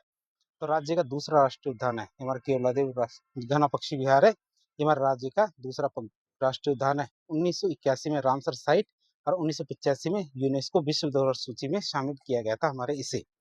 ये हमारे गंभीर और बाणगंगा नदियों के संगम पे, और दुर्लभ जो हमारे साइबेरियन कारस, जो हमारे साइबेरियन क्रेन है सारस, उसके लिए अंतर्राष्ट्रीय स्तर पर प्रसिद्ध। आप इसे याद रखें कौन सा, केवलादेव घना पक्षी विहार। तीसरा आता है हमारा कौन सा, मुकुंदरा हिल्स। तीसरा क्या आता है, मुकुंदरा हिल्स की बात करें तो हमारे कहाँ है, कोटा, चित्तौड़गढ़, बूंदी। मुकुंदरा हिल्स राष्ट्रीय उद्यान हमारे कोटा, चित्तौड़गढ़, बूंदी और झालावाड़, इन जिलों के अंदर फैला हुआ कौन सा, मुकुंदरा हिल्स राष्ट्रीय उद्यान। 2004 में इसको दर्जा दिया गया था। 2013 में टाइगर रिजर्व के रूप में इसको दर्जा मिल चुका था। 2004 में इसे राष्ट्रीय उद्यान का दर्जा दिया गया था। कितना बड़ा है ये, लगभग 760 वर्ग किलोमीटर में फैला हुआ। कितना, 760 वर्ग किलोमीटर में फैला हुआ है। बात करें इसमें हमारे दर्रा, जवार सागर, चंबल घड़ियाल अभ्यारण्य के भाग शामिल किए गए। और मानव आवाज की नकल निकालने वाले जो गागरोनी तोते हैं, जिन्हें हीरामन तोते भी कहते हैं, और प्राचीन शैल चित्र और ऐतिहासिक धरोहर, तो हमारा गागरोन किला, अबलेमिनी के महल, इनके लिए प्रसिद्ध है। चौथा राष्ट्रीय उद्यान की बात करें तो राष्ट्रीय उद्यान कौन सा हमारा, सरिस्का है, जो प्रस्तावित है, अलवर में यह फैला हुआ है। इसकी अधिसूचना राज्य सरकार ने तो 1982 में ही जारी कर दी थी, लेकिन केंद्र सरकार के द्वारा इसे अनुमोदित अभी तक नहीं किया गया है। तो राजस्थान राज्य का दूसरी बाघ परियोजना क्षेत्र है। 1982 में से राष्ट्रीय उद्यान बनाने की अधिसूचना जारी हो चुकी थी, लेकिन इसे अभी तक पूर्णतः अधिसूचित नहीं किया गया है। कौन सा, सरिस्का को। फिर बात करें राष्ट्रीय मरुद्यान की, नाम में राष्ट्रीय लेकिन यह भी प्रस्तावित है। जैसलमेर बाड़मेर जिलों के अंदर ये फैला हुआ है। 3162 वर्ग किलोमीटर क्षेत्र में फैला हुआ है। कितना, 3162 वर्ग किलोमीटर क्षेत्र में फैला हुआ है। क्षेत्रफल की दृष्टि से देखें तो राज्य का सबसे बड़ा अभ्यारण्य है। क्या, क्षेत्रफल की दृष्टि से देखें तो राज्य का सबसे बड़ा अभ्यारण्य है। ये हमारे थार मरुस्थल में स्थित है। कहाँ पे, थार मरुस्थल में स्थित है। और राज्य पक्षी जो हमारा गोडावन है, जिसे ग्रेट इंडियन बस्टर्ड भी कहते हैं, इसके पूर्ण संरक्षण के लिए मुख्य आकर्षण का केंद्र है। तो हमारे इसके जो गोडावन है, तो इसके पूर्ण संरक्षण के लिए मुख्य आरक्षण का केंद्र हमारे क्या, राष्ट्रीय मरुद्यान। अब हम बात करें किसकी, राज्य अभ्यारण्य की बात करेंगे। तो बात करें तो राजस्थान में कितने, कुल 27 अभ्यारण्य हैं, जिनकी सूची हम देख लेते हैं। बात करें पहला अभ्यारण्य आता है कौन सा, सरिस्का अभ्यारण्य। पहला सरिस्का अभ्यारण्य, स्थापना की बात करें तो हमारे 1955 में स्थापना की गई थी। अलवर इसका क्षेत्र है। यहाँ क्या पाए जाते हैं, हरी कबूतर, मोर। दूसरी बाघ परियोजना यहाँ ही बनाई गई थी 1978 में। टाइगर डेन होटल जो हमारा RTDC के द्वारा संचालित है, यही संचालित है। भरतरी और नीलकंठ महादेव मंदिर और क्रांसका का पठार, यही है हमारे क्या, सरिस्का के अंदर। बात करें सरिस्का ए की, इसको अधिसूचित किया गया था हमारे 2012 के अंदर। कहाँ पे? अलवर में। राजस्थान का सबसे छोटा और नवीनतम अभ्यारण्य कौन सा? सरिस्का ए। फिर आता ताल छापर, 1971 में अधिसूचित किया गया था, चूरू में है। यहाँ पे ब्लैक बग मतलब काले हिरण पाए जाते हैं, कुरंजा पक्षी, मोचिया घास, और साथ ही साथ यहाँ पे हमारे द्रोणाचार्य का आश्रम है। फिर राष्ट्रीय मरुद्यान की बात करें तो 1980 में इसे अधिसूचित किया गया था, जैसलमेर और बाड़मेर के अंदर। हाँ, जैसलमेर और बाड़मेर के अंदर इसे अधिसूचित किया गया था। तो राज्य का सबसे बड़ा अभ्यारण्य है कौन सा? राष्ट्रीय मरुद्यान। तो राज्य का सबसे बड़ा अभ्यारण्य है गोडावन, चिंकारा, सेवन घास और फॉसिल पार्क जो हमारे जीवाश्म उद्यान है, उनके लिए प्रसिद्ध है हमारा राष्ट्रीय मरुद्यान। फिर आता जमारामगढ़। जमारामगढ़ की बात करते हैं 1982 में से अधिसूचित किया गया था।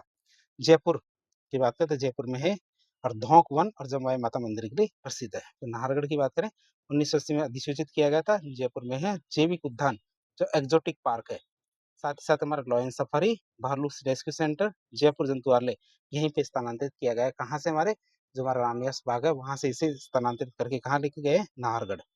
फिर आता है बंद बारेठा। बंद बारेठा की बात करें तो 1985 में से अधिसूचित किया गया, भरतपुर में है, और इसे पक्षियों का घरौंदा भी कहते हैं। क्या कहते हैं? पक्षियों का घरौंदा भी कहते हैं। और केवला देव के जो पक्षी यहीं आके शरण लेते हैं। क्या? केवला देव के जो पक्षी होते हैं यहीं आके शरण लेते हैं। कहाँ पे? बंद बारेठा में। बात करें रामसागर की तो 1955 में अधिसूचित किया गया। कहाँ है? धौलपुर में। तो धौलपुर के हमारे तीन है, कौन कौन से? रामसागर, वन विहार और केसरबाग, और तीनों की तीनों हमारे 1955 में अधिसूचित किए गए थे। केसरबाग की बात करें तो धौलपुर के अंतिम शासक उदय भान सिंह के द्वारा निर्मित हमारे केसरबाग जो हमारे वन्य जीव अभ्यारण्य है। फिर केला देवी की बात करते हैं, ये अभ्यारण्य हमारे 1983 में स्थापित किया गया था, अधिसूचित किया गया था। करौली, सवाई माधोपुर इन जिलों के अंदर फैला हुआ है, और यहाँ पे सबसे ज्यादा क्या पाए जाते हैं? धौंक के वन पाए जाते हैं। राष्ट्रीय चंबल घड़ियाल की बात करें तो 1979 में। कब? 1979 में हमारा राष्ट्रीय चंबल घड़ियाल जो अ, अभ्यारण्य है, इसको अधिसूचित किया गया था। 5 जिले कौन कौन से? धौलपुर से लेके कोटा तक के सीधी लाइन में आते हैं, वो पांचों के पांचों जिले इसमें शामिल है, जहां से चंबल नदी बहती है। तो यहाँ पे हमारे घड़ियाल और गांगेसूस जो डॉल्फिन है इसके लिए प्रसिद्ध है। जो हमारे गांगेसूस मतलब डॉल्फिन है इसके लिए प्रसिद्ध है। राजस्थान, यूपी, एमपी इनके अंदर फैला हुआ हमारे कौन सा? राजस्थान चंबल घड़ियाल अभ्यारण्य। फिर सवाई मानसिंह अभ्यारण्य की बात करें तो 1984 में अधिसूचित किया गया। कहाँ पे? ये हमारे सवाई माधोपुर में। कहाँ पे? सवाई माधोपुर में। अगला हमारा अभ्यारण्य आता है सवाई माधोपुर का। सवाई माधोपुर की बात करें 1955 में अधिसूचित किया गया। कहाँ पे? सवाई माधोपुर में। और वर्तमान में ये हमारे रणथंभौर राष्ट्रीय उद्यान का ही एक हिस्सा है। किसका? जो रणथंभौर राष्ट्रीय उद्यान है इसका हिस्सा है। फिर रामगढ़ विषधारी की बात करें तो नाम में विषधारी है। नाम में विषधारी का मतलब सांप होगा, लेकिन यहाँ सांप नहीं है, बल्कि ये हमारे क्या है? हमारे रामगढ़ विषधारी में तो यही बात आती है, रामगढ़ विषधारी में शेर है बहुत सारे। तो ये बात करें इसकी तो 1982 में अधिसूचित किया गया। बूंदी के अंदर है। अजगर, पाइथन, चंदन वृक्ष, हल्दी पादप, मेज नदी, कनक सागर, ये दुगारी बांध इनके लिए प्रसिद्ध हमारे क्या? रामगढ़ विषधारी। जमार सागर की बात करते हैं 1975 में इसको अधिसूचित किया गया। बूंदी, कोटा, चित्तौड़गढ़ में फैला हुआ है। घड़ियाल संरक्षण के लिए प्रसिद्ध हमारे क्या? जमार सागर। शेरगढ़ की बात करें तो शेरगढ़ में शेर नहीं है। 1983 में इसको अधिसूचित किया गया। कहाँ पे? 12 में। तो सांपों के शरण स्थल यही है। शेरगढ़ क्या है? शेरगढ़ में शेर नहीं है, वहां पे सांप है। तो परवन नदी और शेरगढ़ दुर्ग के लिए प्रसिद्ध है। फिर आता हमारा कुंभलगढ़। कुंभलगढ़ की बात करें तो 1971 में अधिसूचित किया गया। राजसमंद, उदयपुर, पाली इन जिलों में फैला हुआ है। भेड़ियों और रणकपुर जैन मंदिर के लिए प्रसिद्ध है। किसके लिए? भेड़ियों के लिए और रणकपुर जैन मंदिर के लिए प्रसिद्ध हमारे कुंभलगढ़ वन्य जीव अभ्यारण्य। सीता माता अभ्यारण्य की बात करें तो 1979 के अंदर। कब? 1979 में इसे अधिसूचित किया गया। प्रतापगढ़, चित्तौड़गढ़, प्रतापगढ़, चित्तौड़गढ़, सलूम्बर कौन कौन से क्षेत्र है? प्रतापगढ़, चित्तौड़गढ़, सलूम्बर इन क्षेत्रों के अंदर ये फैला हुआ है। उड़न गिलेरी, चौसिंगा, सर्वाधिक जैव विविधता, सागवान के वन, जाखम और करमोई नदियां कौन कौन सी? जाखम और करमोई नदियां चीतल की मातृभूमि है। तो आप इसे याद रखें कौन कौन सी चीजें यहाँ पे? उड़न गिलहरी, चौसिंगा, सबसे ज्यादा जैव विविधता यही पाई जाती है। सागवान के वन, जाखम और करमोई नदियां चीतल की मातृभूमि भी यही है। फिर बात करें भैंसरोड की तो हमारा 1983 में से अधिसूचित किया गया। यहाँ पे चित्तौड़गढ़ में चंबल और ब्राह्मणी नदियों के किनारे स्थित है, और घड़ियालों के लिए प्रसिद्ध हमारे क्या? भैंसरोडगढ़। फिर बात करें बस्सी की तो 1988 में से अधिसूचित किया गया। चित्तौड़गढ़ में है, और जलेश्वर महादेव मंदिर स्थित है। यहाँ पे हमारे क्या? जलेश्वर महादेव मंदिर स्थित है। फिर बात करें हमारे फुलवारी की नाल। इसकी फुलवारी की नाल की बात करें 1983 में अधिसूचित किया गया। कोटड़ा उदयपुर में। कहाँ? कोटड़ा उदयपुर में इसको क्षेत्र में फैला हुआ है। सोम, मानसी, वाकल नदियां यहाँ पे बहती है। जयसमंद की बात करें तो 1955 में से अधिसूचित किया गया। सलुम्बर के क्षेत्र में फैला हुआ है, और इसे जलचरों की बस्ती भी कहते हैं। जयसमंद कहाँ फैला हुआ है? सलुम्बर में। फिर सज्जनगढ़ की बात करें तो 1987 में इसे अधिसूचित किया गया। कहाँ है? उदयपुर में। और राज्य का पहला बायोलॉजिकल पार्क सज्जनगढ़ी है और दूसरा छोटा अभ्यारण्य भी सज्जनगढ़ी है। फिर टॉडगढ़ रावली की बात करें 1983 में अधिसूचित किया गया, ब्यावर पाली राजसमंद में। हाँ, ब्यावर पाली राजसमंद में इसे अधिसूचित किया गया था। माउंट आबू की बात करें तो 2008 में इसे अधिसूचित किया गया सिरोही में। हाँ, सिरोही में। और ये हमारे माउंट आबू की बात करें तो जंगली मुर्गे यूगले फेरिस छिपकली डिकिल पटेरा आबुएंसिस पादप, इसके लिए प्रसिद्ध हमारे क्या माउंट आबू। दर्रे अभयारण्य की बात करें तो 1955 में इसका अधिसूचित किया गया। कोटा झालावाड़, क्या कोटा झालावाड़ इन क्षेत्रों के अंदर फैला हुआ है। और गागरोनी तोता जो हमारे हीरामन तोता है उसके लिए प्रसिद्ध है हमारे क्या जो दर्रा अभयारण्य ही है। अब बात करेंगे हम बाघ परियोजना की, किसकी बाघ परियोजना की बात करेंगे। तो राष्ट्रीय बाघ संरक्षण प्राधिकरण की सलाह पे, किसकी राष्ट्रीय बाघ संरक्षण प्राधिकरण की सलाह पे वन्य जीव संरक्षण अधिनियम 1972 की धारा 38(5) के तहत, तो 38(5) के प्रावधानों के अनुसार बाघ अभ्यारण्यों को हमारे राज्य सरकार के द्वारा अधिसूचित किया जाता है। वर्तमान में देखिए तो भारत में 55 बाघ परियोजनाएं काम कर रही है। राजस्थान की बात करें तो राजस्थान में कुल 5 बाघ परियोजनाएं काम कर रही है। कितनी? 5 बाघ परियोजनाएं काम कर रही है। वो बात करें कौन कौन सी है। पहले आती है रणथंभौर टाइगर रिजर्व। इसकी बात करें तो 1973 के अंदर इसको स्थापित या अधिसूचित किया गया था। कहाँ पे? सवाई माधोपुर में। राज्य का पहला टाइगर रिजर्व भी हमारे रणथंभौर टाइगर रिजर्व ही है। बात करें अरावली और विंध्यन पर्वतमाला के संगम पे स्थित हमारे रणथंभौर टाइगर रिजर्व। रणथंभौर का किला जो हमारे यूनेस्को विश्व धरोहर सूची में शामिल है वो यहीं पे स्थित है। और खुली जिप्सी सवारी के लिए प्रसिद्ध हमारे क्या रणथंभौर टाइगर रिजर्व किसके लिए प्रसिद्ध है? खुली जिप्सी सवारी सफारी के लिए प्रसिद्ध है। फिर अगला आता है हमारा सरिस्का टाइगर रिजर्व। क्या आता है? सरिस्का टाइगर रिजर्व की बात करें 1978 में अधिसूचित किया गया था। जिलों की बात करें तो अलवर में। कहाँ? अलवर में। बात करें राज्य का दूसरा टाइगर रिजर्व है भारत का पहला रिजर्व जहाँ बाघों का सफलतापूर्वक स्थानांतरण मतलब रिलोकेशन हुआ है वो हमारा कौन सा? Sariska tiger reserve. यहाँ पे हमारा पांडुपोल और बर्तरी मंदिर ये भी स्थित है, आप इसे याद रखिए। अगला हमारा टाइगर रिजर्व कौन सा है? Mukundra hills tiger reserve. कौन सा है? मुकुंदरा हिल्स टाइगर रिजर्व की बात करें 2013 में इसका अधिसूचित किया गया था। कोटा बूंदी झालावाड़ और चित्तौड़गढ़, कहाँ का? कोटा बूंदी झालावाड़ और चित्तौड़गढ़ के अंदर ये फैला हुआ है। राज्य का तीसरा टाइगर रिजर्व है ये हमारा दर्रा चंबल और जवाहर सागर अभ्यारण्यों से मिलकर बना हुआ है। किससे? दर्रा चंबल और जवाहर सागर जो अभ्यारण्य इनसे मिलकर बना है। विंध्यन पर्वतमाला की तलहटी में स्थित है। और यहाँ पे क्या घड़ियाल भी पाए जाते हैं। क्या पाए जाते हैं? घड़ियाल भी पाए जाते हैं। अगला आता है हमारा कौन सा? Ramgarh Vishdhari tiger reserve. कौन सा? रामगढ़ विस्तारी टाइगर रिजर्व की बात करें तो मई 2022 में इसको अधिसूचित किया गया था। कहाँ पे? बूंदी में। तो राज्य का चौथा और भारत का 52वां टाइगर रिजर्व यही है कि राज्य का तो चौथा है और भारत का 52वां टाइगर रिजर्व यही है।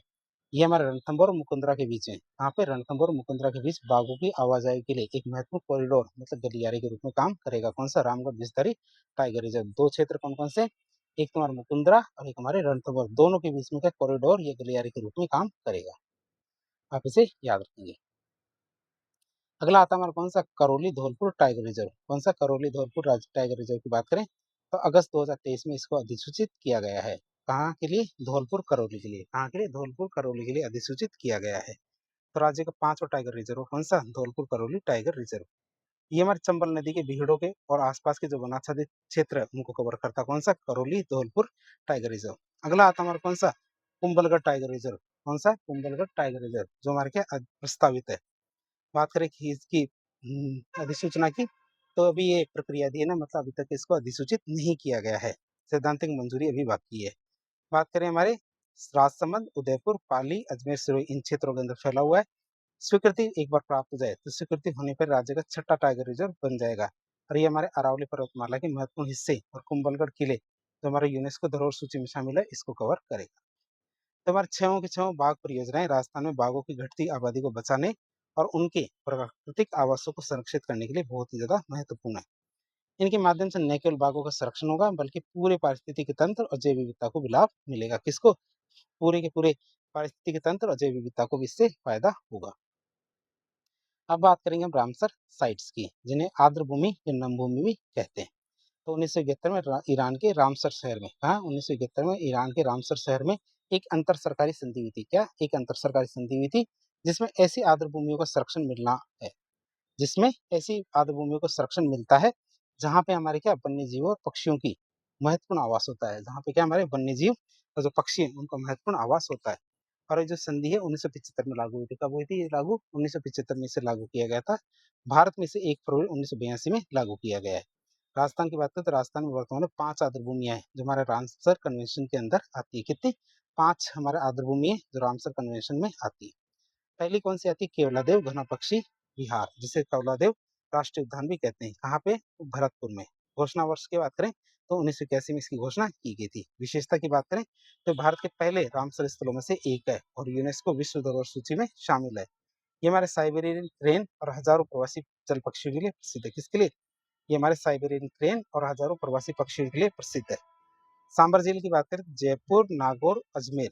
हाँ, जयपुर, नागौर, अजमेर इन जिलों के अंदर फैली हुई हमारी सांबर झील 1990 में इसे रामसर साइट के रूप में अधिसूचित किया गया था।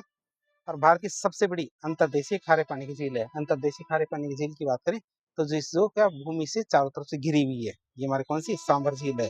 और ये हमारे नमक उत्पादन और हजारों जो फ्लेमिंगो पक्षी है जिन्हें राजहंस कहते हैं, उनके आवास के लिए प्रसिद्ध है। कौन सी? हमारे सांबर झील। तीसरा था हमारा मेनार वेटलैंड कॉम्प्लेक्स। तीसरा कौन सा था? मेनार वेटलैंड कॉम्प्लेक्स की बात करें, ये हमारे कहाँ? उदयपुर में। किस जिले में स्थित है? किस स्थान पे स्थित है? ये हमारे उदयपुर में है मेनार वेटलैंड कॉम्प्लेक्स। बात करें इसकी तो ये जून 2025 में इसको अधिसूचित किया गया था। मेनार कहाँ किया, कब किया गया था? जून 2025 में अधिसूचित किया गया था। तो इसे हमारे बर्ड विलेज के रूप में भी जाना जाता है। मेनार को क्या जाना जाता है? बर्ड विलेज के रूप में भी जाना जाता है। और इसमें ब्रह्म, डांड और खेड़ा तालाब स्थित है। यहाँ पे हमारे ब्रह्म, डांड और खेड़ा तालाब स्थित है। यहाँ हमारे क्या उत्कृष्ट सामुदायिक संरक्षण देखने को मिलता है। क्या मिलता है? हमारे उत्कृष्ट सामुदायिक संरक्षण देखने को मिलता है। अगला हमारा कौन सा है? अगला आता है हमारा कौन सा? Kitchen wetland. क्या आता है? हमारा किचन वेटलैंड की बात करें तो किचन वेटलैंड हमारे फलोदी जोधपुर में है। कहाँ पे? फलोदी जोधपुर में हमारे ये फैला हुआ है। कहाँ पे? फलोदी। फलोदी तो वैसे तो एक अलग जिला है। फलोदी क्या है? एक अलग जिला है, लेकिन हमारे जोधपुर में भी इसका थोड़ा सा क्षेत्र फैला हुआ किचन वेटलैंड का। तो जून 2025 में इसको अधिसूचित किया गया था और ये हमारे प्रवासी डेमोसाइल क्रेन, जिसे कुरंजा पक्षी कहते हैं, उसके लिए विश्व प्रसिद्ध है। इसके लिए डेमोसाइल क्रेन या कुरंजा पक्षी के लिए विश्व प्रसिद्ध है। और यहाँ हमारे स्थानीय ग्रामीणों के द्वारा, यहाँ पे हमारे क्या स्थानीय ग्रामीणों के द्वारा पक्षियों को दाना खिलाने की अनूठी परंपरा। कहाँ पे? किचन वेटलैंड में। बात करें अगली झील आती है हमारी कौन सी? सिलिसिट झील, जो हमारे रामसर साइट के रूप में अधिसूचित की गई है, जो लेटेस्ट है, अलवर में है। तो 12 दिसंबर 2025 के अंदर इसको अधिसूचित किया गया है और ये हमारे आर्द्र भूमि मुख्य रूप से हमारे ब्राह्मणी डक और पेलिकल पक्षियों के लिए प्रसिद्ध है। किसके लिए? ब्राह्मणी डक और पेलिकल पक्षियों के लिए प्रसिद्ध है। कौन सी? सिलिसेट झील। बात करें उदयपुर इंदौर शहर, क्या जो हमारे वैश्विक स्तर पे देखें तो उदयपुर इंदौर शहर वैश्विक स्तर पर भारत के पहले रामसर मान्यता प्राप्त आर्द्र भूमि शहर के रूप में चुने गए हैं। हमारे जो वेटलैंड सिटीज है, तो भारत के दुनिया के अंदर बहुत सारे वेटलैंड सिटीज है, तो भारत के कौन से दो है? एक तो हमारा मध्य प्रदेश का इंदौर और हमारे राजस्थान का उदयपुर। आप इसे याद रखेंगे। अब देखेंगे हमारे राज्य के द्वारा अधिसूचित अन्य जो प्रमुख वेटलैंड्स है, जिनकी कुल संख्या कितनी है? 44 है। आप इसे याद रखें, कुल संख्या कितनी है? 44 है। इनकी बात करें तो राजस्थान वन और पर्यावरण जलवायु परिवर्तन विभाग, राजस्थान वन पर्यावरण और जलवायु परिवर्तन विभाग ने 19 जिलों में 44 वेटलैंडों को अधिसूचित किया है। कितने? 44 वेटलैंडों को अधिसूचित किया है, जिनमें से कौन कौन से वेटलैंड्स प्रमुख है उनकी बात करें। पहले हम जिलेवार देख लेते हैं इन वेटलैंड्स को। तो हमारे 12 की बात करें तो 12 में कौन कौन से? कवई तालाब, गणेशगंज तालाब। कौन कौन से? कवई तालाब, गणेशगंज तालाब, जाखली तालाब और बामोरा तालाब। ये हमारे क्या प्रमुख वेटलैंड है 12 के। तो इस जिले में हमारे सबसे ज्यादा 12 वेटलैंड अधिसूचित किए गए। कहाँ पे? 12 में। नाम ही 12 है तो अधिसूचित में कितने हैं? 12 है। बात करें उदयपुर की तो उदयपुर में हमारा पिछोला झील, फतेह सागर झील, स्वरूप सागर झील, रंग सागर, दूध तलाई, गोवर्धन सागर, इस तरह बहुत सारे उदयपुर के अंदर हमारे वेटलैंड्स है। हमारे इसे झीलों की नगरी भी कहा जाता है उदयपुर को। और दुनिया की 31 जो वेटलैंड सिटी है उनके अंदर हमारे उदयपुर को भी शामिल किया गया है। और हमारे मध्य प्रदेश के जो इंदौर शहर है उनको भी शामिल किया गया है। तो दो शहर हमारे भारत के, उदयपुर और इंदौर, वेटलैंड सिटी के रूप में। भीलवाड़ा का चावंडिया, प्रतापगढ़ का केसरिया वाड़। क्या? प्रतापगढ़ का केसरिया वाड़। सिरोही की बात करें तो लाखीराव तालाब, अजमेर का बड़ा तालाब, जालौर का रणखार तालाब। तो हमारे वेटलैंड होने के साथ साथ एक कंजर्वेशन रिजर्व भी हमारे क्या है? रणखार। फिर झालावाड़ की बात करें तो बड़बेला तालाब। झालावाड़ की बात करें तो झालावाड़ का कौन सा है? बड़बेला तालाब। कोटा की बात करें तो कोटा में उम्मेदगंज पक्षी विहार है। कौन सा? उम्मेदगंज पक्षी विहार है।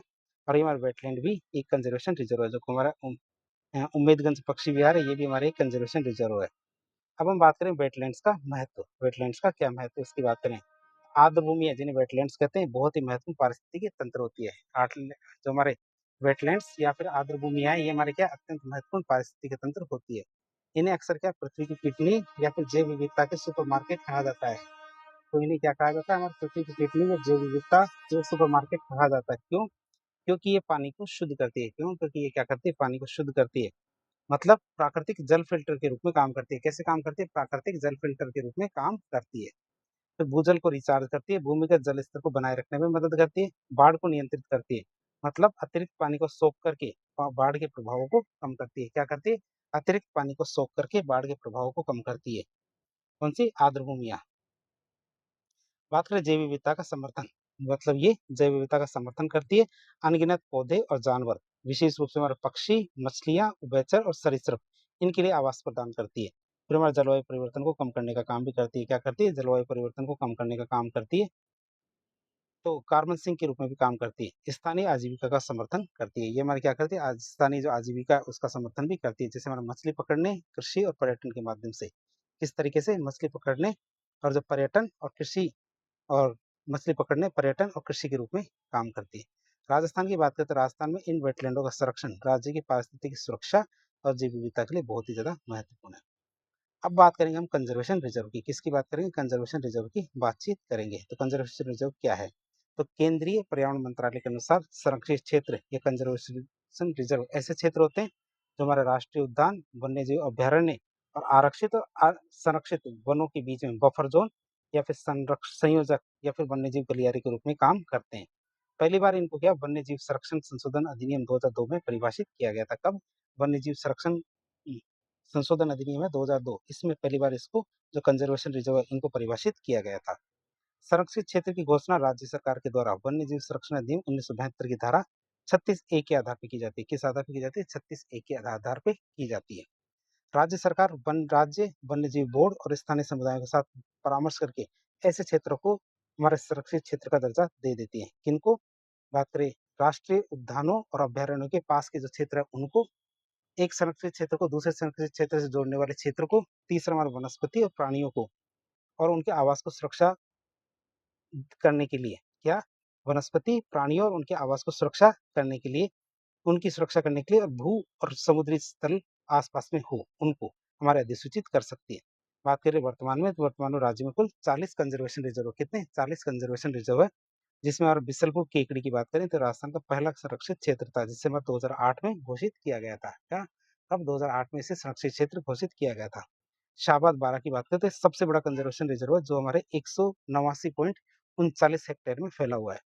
सबसे नवीनतम की बात करें तो मोकला पारीवर जैसलमेर का, बुचारामैन कोटपुतली बहरोड का, खेजड़ली कला जोधपुर चिंकारा के लिए प्रसिद्ध है। हमारा नवीनतम है कौन सा? मोकला पारीवर, बुचारामैन और खेजड़ली कला।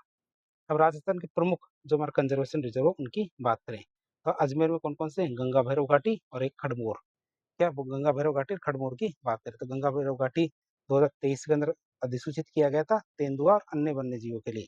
बात करें जो खड़मोर है, ये तो लुप्त प्राय जो खड़मोर है जिसे लेसर फ्लोरिकन कहते हैं, उस पक्षी के संरक्षण के लिए इसको बनाया गया है। फिर बात करें अलवर की, तो अलवर में हमारे भूमिपुरा जो नया है, प्रस्तावित है अभी, तो विस्तृत जानकारी इसकी अभी बाकी है। फिर बात करता है हमारा बांज आमली।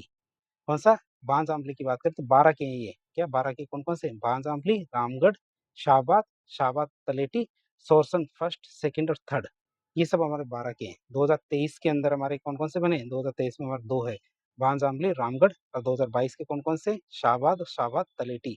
सोरसन की बात करें तो सोरसन वाला हमारे 1, 2 और 3, तीनों के तीनों हमारे 2023 के हैं।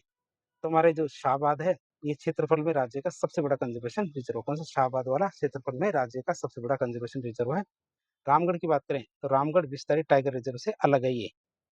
फिर बात करें सोरसन 1, 2, 3, तो गोडावन और काले हिरण के लिए महत्वपूर्ण है। कौन सा? गोडावन के और काले हिरण के लिए, जिसे ब्लैक बक कहते हैं, उसके लिए प्रसिद्ध है हमारे सोरसन 1, 2 और 3। बात करें भीलवाड़ा की, तो भीलवाड़ा की बात करें तो इसमें हमारे कौन कौन से? आसोप, हमीरगढ़ और बीड़ घास पुलिया खुर्द। तो भीलवाड़ा के तीन है, कौन कौन से? आसोप जो 2024 में, हमीरगढ़ 2023 में और 2022 में बीड़ घास फुलिया खुर्द है। आसोप की बात करें तो काले हिरण मतलब ब्लैक बक के लिए प्रसिद्ध है। हमीरगढ़ की बात करें तो वन्य जीवों के लिए प्रसिद्ध हमारे कौन सा? हमीरगढ़। हमीरगढ़ क्या? हमारे वन्य जीवों के लिए प्रसिद्ध है। और बीड़ घास फुलिया खुर्द हमारे 2022 में अधिसूचित किया गया था। बीकानेर की बात करें तो जोड़बीड़ गढ़वाला कौन सा जोड़बीड़ गढ़वाला हमारा बीकानेर का है, 2008 में अधिसूचित किया गया था। गिद्धों की बड़ी आबादी और प्रवासी पक्षियों के लिए प्रसिद्ध है कौन सा, जोड़बीड़ गढ़वाला। तो बूंदी का आता है बीड़ मुहाना, ए एंड बी। बीड़ मुहाना ए एंड बी की बात करें 2023 में जिसे अधिसूचित किया गया था, तो जयपुर और बूंदी के हिस्सों में फैला हुआ है। चूरू का तालछापर की बात करें तो काले हिरण और पक्षियों के लिए प्रसिद्ध है, और ये हमारे तालछापर अभ्यारण्य भी है, काले हिरण और पक्षियों के लिए प्रसिद्ध है। जयपुर की बात करें तो जयपुर का झालाना आमागढ़, जयपुर का हमारा झालाना आमागढ़ है, तो 2023 में अधिसूचित किया गया था। बात करें इसकी तो शहर के पास में स्थित तेंदुओं का प्रमुख आवास है हमारा कौन सा, जयपुर। फिर आता है हमारा जालोर, जालोर की बात करें तो हमारा रणखार और सुंदा माता, क्या रणखार और सुंदा माता ये हमारी यहाँ पे लाइन है। क्या जालोर के दो है, रणखार सुंदा माता, जिसकी बात करें तो 2022 में इसको अधिसूचित किया गया था, रणखार को, सुंदा माता को 2010 में। रणखार की बात करें तो भारतीय जंगली गधे के लिए भारत का पहला रिजर्व बनाया गया रणखार, जो हमारे क्या जो कच्छ का रण है वहां से आते हैं गधे। सुंदा माता की बात करें तो जालोर सिरोही क्षेत्र में विस्तृत है, भालू और तेंदुओं के लिए प्रसिद्ध हमारे सुंदा माता कंजर्वेशन रिजर्व। फिर बात करें झुंझुनू की तो बांसियाल खेतड़ी बागोर और बीड़ झुंझुनू, ये हमारे क्या झुंझुनू के। और एक आता है हमारा कौन सा, मनसा माता, एक कौन सा मनसा माता, ये हमारे कंजर्वेशन रिजर्व है। तो बांसियाल खेतड़ी की बात करें तो 2017 में अधिसूचित किया गया था, कब, 2017 में अधिसूचित किया गया था, तेंदुओं के लिए महत्वपूर्ण है। 2018 की बात करें तो बांसियाल खेतड़ी बागोर जो तेंदुओं के लिए महत्वपूर्ण है। 2012 की बात करें तो बीड़ झुंझुनू काले हिरण के लिए प्रसिद्ध है। मनसा माता की बात करें तो 2019 के अंदर जिसे अधिसूचित किया गया था, तेंदुओं के लिए महत्वपूर्ण है। फिर आते हैं जोधपुर फलोदी के, जोधपुर या फलोदी की बात करें तो यहाँ पे हमारे हैं गुड़ा विश्नोईयन, कुरंजा, कीचन और बालेश्वर। बात करें गुड़ा विश्नोईयन की, 2011 के अंदर अधिसूचित किया गया था, तो विश्नोई समुदाय के द्वारा संरक्षित है, काले हिरण और चिंकारा के लिए प्रसिद्ध है। किसके लिए, काले हिरण और चिंकारा के लिए प्रसिद्ध है। 2023 का हमारा कौन सा, कुरंजा किचन की बात करें तो डेमोसाइल क्रेन जिसे कुरंजा पक्षी कहते हैं उसके लिए प्रसिद्ध है, और ये अभी एक रामसर साइट भी बन चुकी है, कौन सी, फलोदी का कुरंजा किचन। फिर बालेश्वर की बात करें तो 2023 में से अधिसूचित किया गया था। कोटा के उम्मेदगंज पक्षी विहार की बात करें तो 2012 में से अधिसूचित किया गया था, और विभिन्न पक्षी प्रजातियों के लिए महत्वपूर्ण आर्द्रभूमि के रूप में काम करता है। नागौर के दो हैं, गोगेलाव और रोटू। नागौर के कौन कौन से दो हैं हमारे, गोगेलाव और रोटू की बात करें तो 2012 में दोनों अधिसूचित किए गए थे, किनके लिए, ब्लैक बग या काले हिरण के लिए। अगले हमारे आते हैं कौन से, पाली के। पाली में हमारे दो हैं, कौन कौन से, जवाई बांध लेपर्ड और जवाई बांध लेपर्ड टू। जवाई बांध लेपर्ड की बात करें तो 2013 में, और लेपर्ड टू की बात करें तो 2018 में अधिसूचित किया गया था। तो भारत में तेंदुओं की सबसे बड़ी घनी आबादी में हमारे कहाँ, में लेपर्ड है, तो लेपर्ड को अंग्रेजी में, लेपर्ड को हिंदी में क्या बोलते हैं, तेंदुआ कहते हैं। तो भारत में तेंदुओं की सबसे घनी आबादी कहाँ है, जवाई बांध लेपर्ड में। अब जवाई बांध लेपर्ड टू की बात करें तो तेंदुआ और मगरमच्छों के लिए प्रसिद्ध है। सिरोही की बात करते हैं, यहाँ पे हमारे दो है, वाड़ाखेड़ा और सुंदा माता। वाड़ाखेड़ा 2022 में और सुंदा माता 2010 में, क्या है, जालोर के साथ साझा है हमारे कौन सा, सुंदा माता। फिर बात करें सीकर की, सीकर में हमारे दो है, भीड़ फतेहपुर और शाकंभरी। भीड़ फतेहपुर 2023 में और शाकंभरी 2012 में अधिसूचित किया गया था। सीकर और झुंझुनू जिलों में सीमा में फैला हुआ है। फिर हमारे टोंक की बात करें, टोंक में और बिसलपुर है, टोंक में कौन सा, बिसलपुर है, 2008 में अधिसूचित किया गया था। तो राज्य का पहला कंजर्वेशन रिजर्व था बिसलपुर टोंक का, पक्षियों और वन्य जीवों के लिए प्रसिद्ध है। लास्ट आता हमारा उदयपुर, तो उदयपुर में हमारे कौन सा, अमरक महादेव लेपर्ड, ये तेंदुओं के लिए 2023 में अधिसूचित था। बगदरा क्रोकोडाइल 2022 में अधिसूचित, और मगरमच्छों के संरक्षण पे केंद्रित है, किसके लिए, मगरमच्छों के संरक्षण पे केंद्रित है। फिर महसीर की बात करें तो महसीर 2023 में अधिसूचित था, मीठे पानी की लुप्तप्राय मछली थी महसीर मछली, उसके संरक्षण के लिए बनाया गया था। फिर आता मेनार वेटलैंड कॉम्प्लेक्स 2025 में, जिसको अधिसूचित किया गया था पक्षियों के लिए, बर्ड विलेज मतलब के रूप में अधिसूचित किया गया था। अब ये क्या, हमारे मेनार वेटलैंड एक रामसर साइट भी है। अब हम बात करेंगे आखेट निषेध क्षेत्रों के बारे में, किसके बारे में बात करेंगे, आखेट निषेध क्षेत्रों के बारे में बातचीत करेंगे। तो राजस्थान में 17 जिलों में कुल 33 आखेट निषेध क्षेत्र, कितने, 33 आखेट निषेध क्षेत्र हैं, कितने, 17 जिलों में, उनकी बात करते हैं। तो सबसे ज्यादा हमारा आखेट निषेध क्षेत्र कहाँ है, जोधपुर में, वो भी कितने, 7, आप इसे याद रखेंगे। सबसे बड़ा आखेट निषेध क्षेत्र हमारे कोटसर संवत्सर चूरू बीकानेर में है। हाँ, कोटसर संवत्सर हमारे दो जिलों के अंदर फैला हुआ है, कहाँ पे, चूरू और बीकानेर में। सबसे छोटा आखेट निषेध क्षेत्र की बात करें तो हमारे कनक सागर बूंदी में है, कहाँ पे, कनक सागर बूंदी में हमारे सबसे छोटा आखेट निषेध क्षेत्र है। बात करें राजस्थान की, तो राजस्थान में वन्य जीवों के संरक्षण के लिए आखेट निषेध क्षेत्र बनाए जाते हैं, जहां हमारे शिकार क्या पूरी तरह से प्रतिबंधित होता है, और ये क्षेत्र हमारे क्या वन्य जीव संरक्षण अधिनियम 1972 के तहत अधिसूचित किए जाते हैं। अब हम बात करें राजस्थान के कौन-कौन से आखेट निषेध क्षेत्र हैं, जिलेवार उनकी सूची देखते हैं। जोधपुर में सबसे ज़्यादा है, कौन-कौन से? हमारे डोरली, गुडा बिश्नोइया, देचू, फीट कासनी, डोहावट, जम्बेश्वर जी और सातिन। ये हमारे 7 या जोधपुर के अंदर आखेट निषेध क्षेत्र है। बात करें सर्वाधिक आखेट निषेध क्षेत्र वाला है गुडा बिश्नोइया, एक कंजर्वेशन रिजर्व भी है। बीकानेर की बात करें तो बीकानेर में 5 है। कौन-कौन से? जोड़बीड़, मुकाम, बज्जू, दियात्रा या दिमात्रा, देशनोक। ये हमारे क्या बीकानेर के 5 हमारे आखेट निषेध क्षेत्र है। जोड़बीड़ की बात करें तो जोड़बीड़ गढ़वाला एक कंजर्वेशन रिजर्व भी है। अजमेर की बात करें तो अजमेर में कितने हैं? 3 हैं। सौंखलिया, गंगवाना और तिलोरा। कौन-कौन सा? सौंखलिया, गंगवाना, तिलोरा। ये 3 हमारे क्या अजमेर के हैं, जिसमें सौंखलिया गोडाउन की ये प्रसिद्ध है। जो ग्रेट इंडियन बस्टर्ड है उसके लिए प्रसिद्ध है कौन सा? सौंखलिया। बात करें अलवर की, किसकी? अलवर की बात करें तो अलवर में कितने हैं? 2 हैं। अलवर में कितने हैं? 2 है। वो कौन-कौन से? बरडोध और जोड़िया। या बरडोध और जोड़िया हमारे अलवर के 2 है। फिर नागौर की बात करें तो नागौर में भी 2 हैं, रोटू और जाजूदा, या जिसे जारूदा या जाजूदा भी कहते हैं।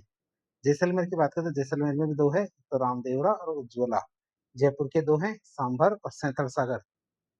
बात करें सांभर की, तो सांभर एक रामसर साइट है और सैंथल सागर हमारे दौसा सीमा पे है। जयपुर दौसा सीमा पे हमारे क्या? सैंथल सागर है। चूरू की बात करें, चूरू में 1 है। कितने? चूरू में 1 है, जिसमें हमारे कौन सा? संवत्सर कोटसर है। कौन सा? संवत्सर कोटसर हमारे क्या चूरू का 1 है। तो क्षेत्रफल में सबसे बड़ा है, 7094.04 वर्ग किलोमीटर फैला हुआ है और बीकानेर तक विस्तृत हमारा कौन सा? संवत्सर कोटसर। बूंदी की बात करें तो बूंदी का 1 है, कौन सा? कनक सागर। तो क्षेत्रफल में सबसे छोटा है, लगभग 1 वर्ग किलोमीटर फैला हुआ कौन सा? कनक सागर। आप इसे याद रखेंगे, जिसका क्षेत्रफल सबसे छोटा है। बारह की बात करें तो बारह में 1 है, वो हमारा कौन सा? सोरसन। और सोरसन की बात करें तो गोडाउन संरक्षण के लिए महत्वपूर्ण है। इसके लिए गोडाउन संरक्षण के लिए महत्वपूर्ण है और कंजर्वेशन रिजर्व भी है। बात करें सवाई माधोपुर की, तो सवाई माधोपुर में हमारा 1 है, वो कौन सा है? कवाजली। कवालजी। क्या है? कौन सा? कवालजी हमारा सवाई माधोपुर का। उदयपुर का भी 1 है, बदला या बागदरा। उदयपुर का कौन सा? बदला या फिर बागदरा है। बाड़मेर का भी 1 है, धोरीमन्ना। चित्तौड़गढ़ का भी 1 है, मेणाल। दौसा का 1 है, सैंथल सागर, जिसकी सीमा जयपुर से साझा है। टोंक का भी 1 है, हमारा कौन सा? रानीपुरा। और झुंझुनू का भी 1 है, कौन सा? भीड़ झुंझुनू। बात करें शिकार निषेध क्षेत्र के साथ एक कंजर्वेशन रिजर्व भी, कौन सा? भीड़ झुंझुनू क्या है? शिकार निषेध क्षेत्र भी है, साथ ही साथ कंजर्वेशन रिजर्व भी है। कुछ खास बात देखें तो कुल आखेट निषेध क्षेत्र 33 है 17 जिलों की। सर्वाधिक आखेट क्षेत्र वाला जिला हमारा जोधपुर है। सबसे बड़ा हमारा आखेट निषेध क्षेत्र समवत्सर कोटसर चूरू बीकानेर का है। सबसे छोटा आखेट निषेध क्षेत्र कनकसागर बूंदी है। और गोडाउन के लिए प्रसिद्ध की बात करें तो सौंखलिया अजमेर और सोरसन 12 है। ये जो हमने आकेट निषेध क्षेत्र बनाए हैं, इनका क्या महत्व है, इनकी बात करें तो वन्य जीवों को सुरक्षा दी जाती है। तो इन क्षेत्रों में शिकार पूरी तरह से प्रतिबंधित होता है। तो यहाँ पर प्रतिबंध लगाकर वन्य जीवों को सुरक्षा प्रदान की जाती है, जिससे उनकी आबादी को बढ़ने का मौका मिलता है। जिससे क्या उनकी आबादी को बढ़ने का मौका मिलता है। अतिरिक्त आवास की बात करें तो ये क्षेत्र हमारे क्या संरक्षित वन क्षेत्रों से बाहर भी वन्य जीवों के लिए सुरक्षित आवास प्रदान करते हैं। फिर मानव वन्य जीव सह अस्तित्व की बात करें तो स्थानीय समुदाय की भागीदारी से वन्य जीवों का संरक्षण सुनिश्चित किया जाता है। किससे? स्थानीय समुदाय की भागीदारी से क्या किया जाता है? वन्य जीवों का संरक्षण सुरक्षित किया जाता है। तो प्रजनन और प्रवास के लिए महत्वपूर्ण की बात करें तो कई आखेट निषेध क्षेत्र प्रवासी पक्षियों के लिए बहुत महत्वपूर्ण पड़ाव और वन्य जीवों के लिए प्रजनन स्थल के रूप में काम करते हैं। फिर बात करें ये सूची जो मैं ऊपर देखिए, ये हमारे क्या वन्य जीव संरक्षण के प्रति हमारे राजस्थान की प्रतिबद्धता को दिखाती है। ये तो हमारे इन सीटू कंजर्वेशन देख लिया। अब देखेंगे हमारे एक्स सीटू मतलब बाह्य स्थानीय संरक्षण की बात करें। किसकी? बाह्य स्थानीय संरक्षण। इससे सबसे नंबर 1 पे आता है हमारा कौन सा? जंतुआलय। तो राजस्थान में वर्तमान में 5 जंतुआलय जिन्हें चिड़ियाघर कहते हैं वो कार्यरत है। तो ये जंतुआलय हमारे वन्य जीव संरक्षण, शिक्षा और अनुसंधान में बहुत ही महत्वपूर्ण भूमिका निभाते हैं। तो हमारे पांचों के पांचों जंतुआलय क्या है? वन्य जीव संरक्षण, शिक्षा और अनुसंधान में बहुत ही महत्वपूर्ण भूमिका निभाते हैं। बात करें कौन कौन से जंतुआलय है तो राजस्थान के जंतुआलय की बात करें जूज इन राजस्थान की, तो पहला जंतुआलय था हमारा जयपुर जंतुआलय, जिसकी स्थापना हमारे 1876 में की गई थी। ये कहाँ स्थापित किया गया था? रामनिवास बाग में। किसके द्वारा? सवाई राम सिंह द्वितीय के द्वारा। तो राज्य का सबसे प्राचीन सबसे बड़ा जंतुआलय था हमारा कौन सा? जयपुर जंतुआलय।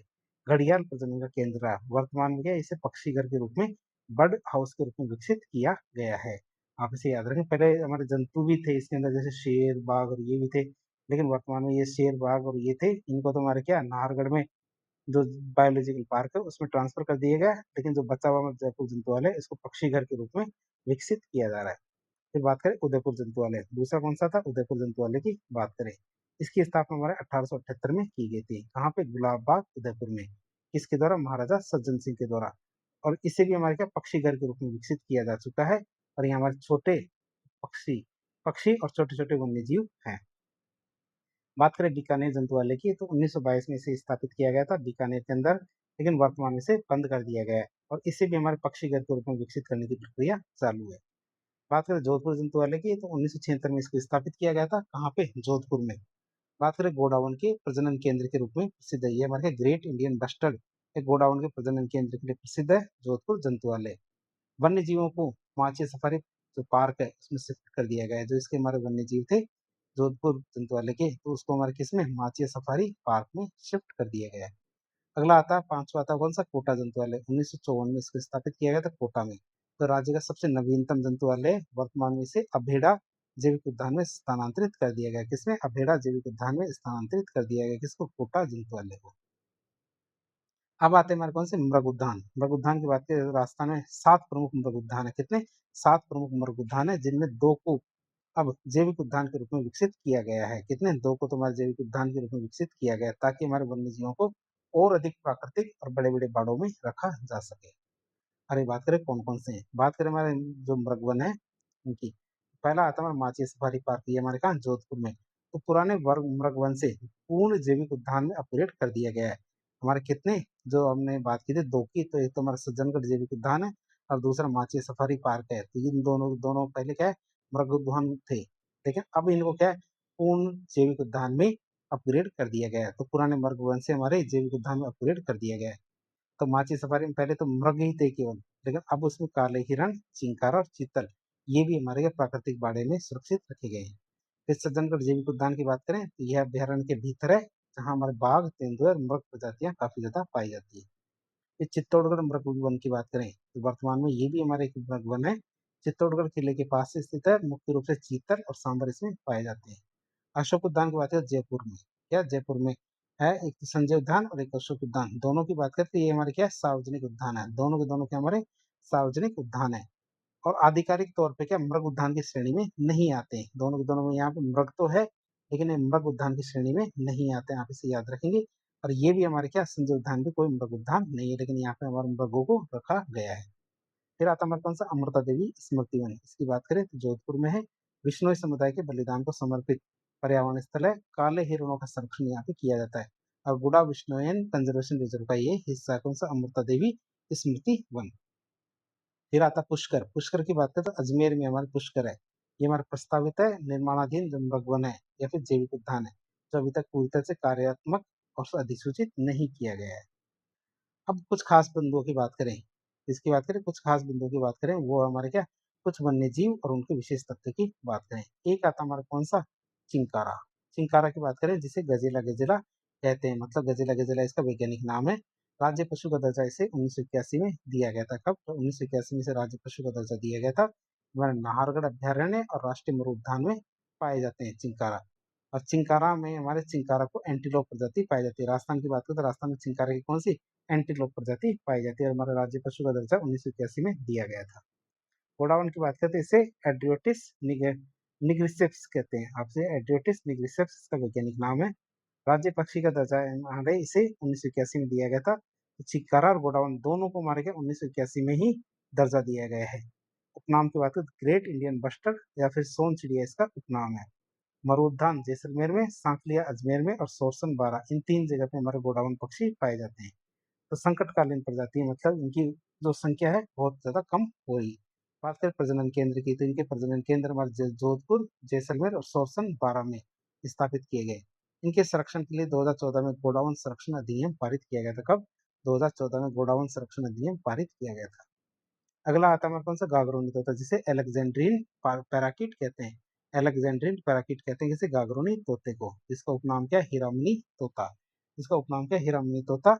सर्वाधिक हमारे मुकुंदरा हिल्स राष्ट्रीय उद्यान में पाया जाता है। कहाँ पाया जाता है? सर्वाधिक हमारे मुकुंदरा हिल्स राष्ट्रीय उद्यान में पाया जाता है। और ये पक्षी मानव आवाज की हूबहू नकल करने के लिए प्रसिद्ध है। किसके लिए प्रसिद्ध है? मानव आवाज की हूबहू नकल करने के लिए प्रसिद्ध है हमारा कौन सा? गागरोनी तोता। अब हम बात करें वन्यजीव शुभंकर की। किसकी बात करें? वन्यजीव शुभंकर की बात करें, कई बार परीक्षाओं में आ जाते हैं ये मैस्कॉट। तो राजस्थान में वन्यजीव संरक्षण के प्रति जागरूकता बढ़ाने के लिए राजस्थान वन विभाग ने प्रत्येक जिले के लिए एक विशेष वन्यजीव को शुभंकर मतलब मैस्कोट घोषित किया है। और इन शुभंकरों का चयन हमारे आमतौर पर उस जिले में पाए जाने वाले जो प्रमुख या विशिष्ट वन्यजीव प्रजाति है वहां से किया जाता है। तो बात कर लेते हैं कौन से जिले का मैस्कोट इसे बनाया गया है। जैसे अजमेर की बात करें तो अजमेर में हमारे खड़मोर है जो हमारे एक लुप्त प्राय पक्षी है।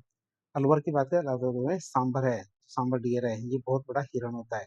बांसवाड़ा की बात करें बांसवाड़ा में जलपीपी है जो एक सुंदर जलीय पक्षी होता है। बारह की बात करें तो बारह में मगरमच्छ है जो चंबल नदी के कारण क्या मगरमच्छ को चुना गया है। बाड़मेर में हमारा मरुलोमड़ी है जो रेगिस्तानी क्षेत्र का विशिष्ट जीव है। भरतपुर में हमारे क्या सारस क्रेन है। तो केवला देवी राष्ट्रीय उद्यान की वजह से हमारे क्या सारस क्रेन को चुना गया भरतपुर के लिए। तो भीलवाड़ा की बात करें तो भीलवाड़ा में हमारा मोर है, इंडियन पिकॉक। तो बात करें भारत का राष्ट्रीय पक्षी है पिकॉक। ये बीकानेर की बात करें तो भटतीतर है, तो रेगिस्तानी क्षेत्र में पाया जाने वाला पक्षी है भटतीतर। बूंदी की बात करें तो बूंदी में सुरखाब है, ये एक प्रकार का बतख होता है। चित्तौड़गढ़ की बात करें तो चित्तौड़गढ़ में चौसिंगा है, ये चार सींग वाला मृग है। क्या चौसिंगा मतलब चार सींग वाला मृग है। हाँ चित्तौड़गढ़ का। बात करें चूरू की तो चूरू में हमारा कृष्ण मृग या ब्लैक बग है, मतलब ये ताल छापर अभ्यारण्य के लिए प्रसिद्ध हमारे चूरू। दौसा में हमारे क्या खरगोश है, दौसा में क्या खरगोश है। धौलपुर की बात करें धौलपुर में पंचीरा या पंचीरा या फिर इंडियन स्क्रीमर है जो हमारे एक जलीय पक्षी है। डूंगरपुर की बात करें तो डूंगरपुर में जांगिल है जो एक बड़ा जल पक्षी है। हनुमानगढ़ की बात करें तो हनुमानगढ़ में छोटा किलकिला है। क्या छोटा किलकिला है हनुमानगढ़ में जो एक रंगीन पक्षी है। जयपुर की बात करें तो जयपुर में चीतल है, स्पॉटेड डियर है। जयपुर के वन क्षेत्रों में पाया जाता है हमारे चीतल। जैसलमेर की बात करें तो जैसलमेर में गोडावन है, ग्रेट इंडियन बस्टर्ड है। राजस्थान का राज्य पक्षी है और अत्यधिक लुप्त प्राय है। क्या अत्यधिक लुप्त प्राय है हमारे क्या गोडावन। जालोर की बात करें तो जालोर का भालू है जो सुंदर माता क्षेत्र में पाया जाता है। झालावाड़ की बात करें तो झालावाड़ में हमारे गागरोनी तोता जिसे अलेक्जेंड्रियन पैराकीट कहते हैं। गागरोन किले के अंदर प्रसिद्ध है और ये किसके लिए जाना जाता है, मानव आवाज की हूबहू नकल करने के लिए। ये हमारे किसके लिए जाना जाता है, मानव आवाज की हूबहू नकल करने के लिए जाना जाता है गागरोनी तोता। फिर आता है झुंझुनू। का हमारा मस्कोट है काला तीतर। जोधपुर का हमारा कुरंजा पक्षी जो किचन गांव में सबसे ज्यादा पक्षी पाया जाता है कुरंजा। करौली की बात करें तो करौली का घड़ियाल है, चंबल नदी में पाया जाता है। कोटा की बात करें तो कोटा का उदबिलाव है जो चंबल नदी में पाया जाता है। नागौर की बात करें तो नागौर का राजहंस है जो सांबर झील के पास पाया जाता है। पाली की बात करें तो पाली का तेंदुआ है जो जवाई बांध क्षेत्र में पाया जाता है। प्रतापगढ़ का उड़न गिलेरी है जो हमारे सीता माता अभ्यारण्य में पाई जाती है। राजसमंद की बात है तो राजसमंद का भेड़िया है, कुंभलगढ़ क्षेत्र में पाया जाता है। कहाँ कुंभलगढ़ क्षेत्र में पाया जाता है भेड़िया। फिर बात करें सवाई माधोपुर की तो सवाई माधोपुर का हमारे क्या बाघ है तो रणथंभौर टाइगर रिजर्व की वजह से। सीकर की बात करें तो सीकर का शाहीन है जो हमारा एक शिकारी पक्षी है। सिरोही की बात करें तो सिरोही का हमारा जंगली मुर्गा है जो माउंट आबू क्षेत्र में पाया जाता है। श्री गंगानगर की बात करें तो चिलकारा है हमारा राजस्थान का राज्य पशु है। टोंक की बात करें तो टोंक का हंस है, टोंक का क्या हंस है। उदयपुर का हमारा क्या कब्र बिज्जू है, हनी हेजर। तो जो हमारे क्या एक निशाचर मांसाहारी स्तनपायी है कौन सा हमारा कबर बिच्छू जिसे हनी बीजर कहते हैं। बात करें राजस्थान की तो राजस्थान के जितने भी हमारे 8 जिले बच गए जो कि पुनर्निर्माण किए गए, तो हमारे नए 8 नए पुनर्गठित जिले हैं उनके आधिकारिक शुभंकर मतलब मस्कोट वन विभाग के द्वारा घोषित किए जाने विभाग की अभी तक नहीं किए गए हैं। बात करें कैलाश सांकला की तो कैलाश सांकला भी बहुत ज्यादा महत्वपूर्ण है राजस्थान के लिए। तो राजस्थान के जोधपुर जिले से संबंधित कौन कैलाश सांकला, और इनका संबंध हमारा वन्य जीवों खासकर बाघों के संरक्षण से रहा है, इसलिए इन्हें टाइगर मैन ऑफ इंडिया कहा जाता है। 1992 में पद्मश्री पुरस्कार इन्हें दिया गया था और 2013 में राजस्थान रत्न से इन्हें सम्मानित किया गया है। कैलाश सांकला ने कुछ पुस्तकें लिखी है जैसे tiger land, the tiger, return of tiger. ये पुस्तकें लिखी है किसने, कैलाश सांकला ने।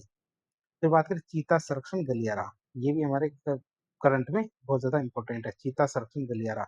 तो भारत के पहले अंतर्राज्यीय मतलब दो राज्यों के बीच में राजस्थान और मध्य प्रदेश के बीच में वन्य जीव गलियारे का निर्माण किया जा रहा है। जिसका मुख्य उद्देश्य क्या है, चीतों के प्राकृतिक और निर्बाध आवास को सुगम बनाना। बात करें इसका तकनीकी मार्गदर्शन कौन दे रहा है, तो हमारे दो संस्थान है, एक तो भारतीय वन्यजीव संस्थान जो WII है और हमारा राष्ट्रीय बाघ संरक्षण प्राधिकरण जिसे NTCA कहते हैं। ये दोनों के दोनों संस्थान हमारे इसको तकनीकी मार्गदर्शन दे रहे हैं। परियोजना की विशेषता की बात करें तो दुनिया में पहली अंतर महाद्वीपीय बड़े जो मांसाहारी जीव है उनके जीवों की स्थानांतरण की परियोजना है। क्यों, क्योंकि इसके अंतर्गत हम क्या कर रहे हैं, नामीबिया से चीते लेके आ रहे हैं। तो ऐतिहासिक पृष्ठभूमि और कार्य योजना की बात करें तो इसकी प्रस्तावना हमारे 2009 में की गई थी। चीता संरक्षण की योजना पहली बार प्रस्तावित की गई थी कब? 2009 में। कार्य योजना की प्रस्तुति की बात करें तो जनवरी 2022 में इसकी योजना प्रस्तुत की गई थी। पर्यावरण मंत्रालय और एनटीसीए इनकी 19वीं बैठक में कार्य योजना प्रस्तुत की गई थी।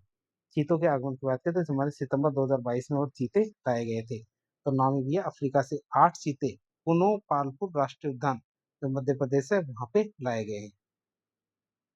बात करें चीता प्रजातियों की वर्तमान स्थिति की, तो वर्तमान स्थिति की बात करें तो 2 चीते हैं हमारे कौन से? अफ्रीकी चीता और एशियाई चीता। अफ्रीकी चीता की बात करें तो आईयूसीएन की रेड डाटा सूची में असुरक्षित मतलब वल्नरेबल श्रेणी में शामिल किए गए हमारे अफ्रीकी चीते। एशियाई चीते की बात करें तो अत्यंत संकटग्रस्त है मतलब क्रिटिकली एंडेंजर्ड श्रेणी में शामिल है हमारे कौन से? एशियाई चीते। 1952 में भारत में इन्हें आधिकारिक रूप से विलुप्त घोषित कर दिया गया था। वर्तमान में केवल कहाँ पाए जाते हैं? ईरान में पाए जाते हैं। ये चीता कॉरिडोर का भौगोलिक महत्व की बात करें, चीता कॉरिडोर के भौगोलिक महत्व की बात करें तो कुल क्षेत्रफल में हमारे 17,000 वर्ग किलोमीटर क्षेत्र में इसको कॉरिडोर को बनाया गया है। बात करें राजस्थान और मध्य प्रदेश 2 राज्यों के अंदर, मध्य प्रदेश में तो 10,500 किलोमीटर में और राजस्थान में 6,500 किलोमीटर में, तो टोटल हमारे 17,000 वर्ग किलोमीटर में हमारे चीता कॉरिडोर बनाया जा रहा है। 10,500 वर्ग किलोमीटर में कुन्नू नेशनल पार्क शोकुरवाला मुख्य पुनर्वास स्थल है जहाँ पे हमारे ये आठों के आठों चीते छोड़े गए थे। दूसरा पर्यायवास गांधी सागर अभ्यारण्य मंदसौर है।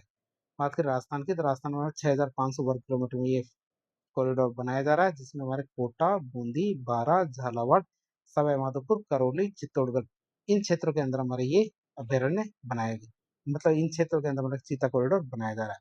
उत्तर प्रदेश भी इसको अंदर शामिल करने की कोशिश की जा रही है। तो झांसी और ललितपुर जिले को इसमें शामिल किया जाने का प्रस्ताव दिया गया है।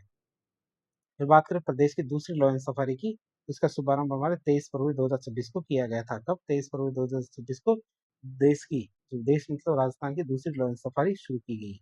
कहाँ पे? सज्जनगढ़ बायोलॉजिकल पार्क उदयपुर में। पहली लॉयन सफारी हमारी जो नाहरगढ़ बायोलॉजिकल पार्क है वहां पे की गई थी, दूसरा हमारा सज्जनगढ़ बायोलॉजिकल पार्क में। मुख्य आकर्षण की बात करें तो एशियाटिक शेर जो सम्राट है शेर सुनैना है, ये हमारे को लाई गई कहाँ? सज्जनगढ़ बायोलॉजिकल पार्क में। अब जब बजट की बात करें, बजट हमारा 2026-27 का है, इसमें हमारे वन्यजीव संरक्षण के लक्ष्य के बारे में बात करें तो इसमें हमारे एक योजना शुरू की गई पृथ्वी योजना, जिसका पूरा नाम हमारे क्या?